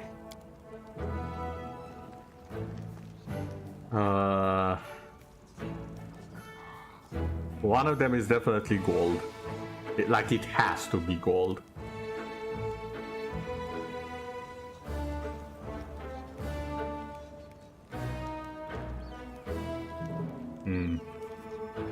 I'm gonna guess red and gold. Actually, no. What? Who are you? What is this about? I am the one asking questions here. Answer them, and then I'll satisfy your curiosity. Red and gold. Red and gold are the colors of Baphomet. Iomade's colors are red and white. Oh, I was half right. I suppose I should terminate the experiment due to the subject's utterly woeful performance. But don't get upset. We all can't be smart. Someone has to be strong. Oh my god. I liked how you defeated those cultists. It seems to me that I owe you an explanation. My name is Nenio. I am an explorer, a pilgrim, a yet-to-be-recognized scientific luminary, future author of the great Encyclopedia Galarianica, and rector of all Absalom's universities at once. Future rector, I should say. I also know several spells. I have a name, you know. I apologize for an injury to your ego, but your name is irrelevant on the grand scale of the universe. Thus, it cannot possibly interest me. I will forget it as soon as I hear it. To avoid unnecessary confusion, I'd prefer to not know it at all. You annoy me greatly. It is so heartening to see you strive for knowledge. I have been conducting an experiment comparing the intellectual abilities of the average cultist with those of the average crusader. Unfortunately, the experiment has proven that the opposing parties possess approximately equal faculties in this regard. A shame, indeed, for I've always claimed that despite the popular beliefs about the limited intellectual abilities of those in the army, at least some of them can be considered educated. It appears I was mistaken. Yes.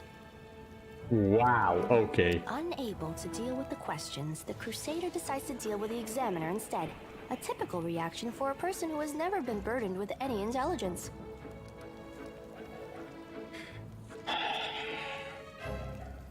I want to attack her so badly. So badly, like you have no idea.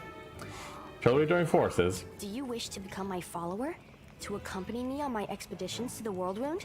To assist me in my experiments? To run errands for me? Perhaps even to write down my deepest thoughts for the benefit of future generations? Oh, how splendid! Of course, I agree. I so want to just stab you. Truth be told, I have no money to pay you. But you will be aiding the progress of science, and that is its own reward. You follow my instructions. Huh? What? Oh, yes, the dangers and these battles.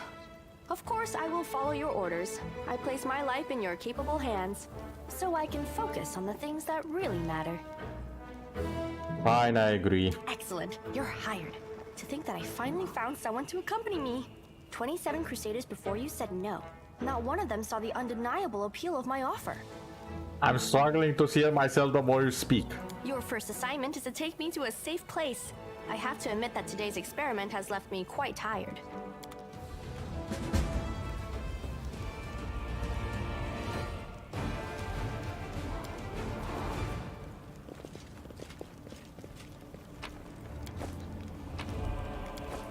I know the way.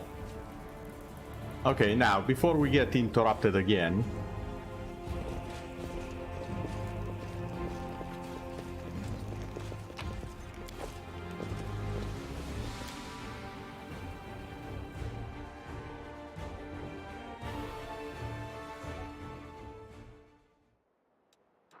As I was about to say...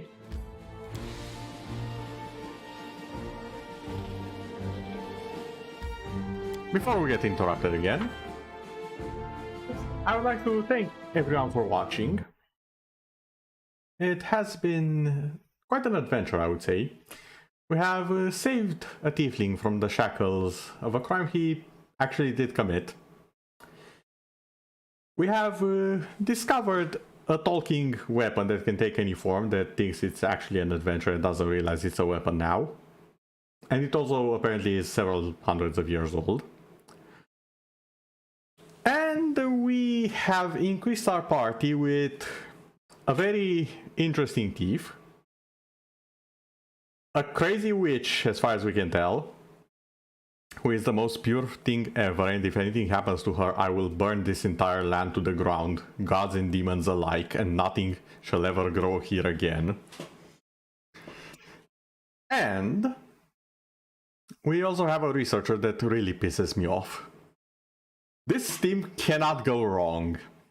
By which I mean everything will go wrong in horrible ways, and I shall enjoy every second of it, along with everyone. But alas, our time here is done for tonight. I might stream something later tomorrow, or maybe I'll make a video. It's still undecided. It's why my schedule for the weekend is literally chance-based. It's not intentional, I promise you. But alas, as I said, time is short. Goodbye everyone, and thank you for attending the stream. See you later.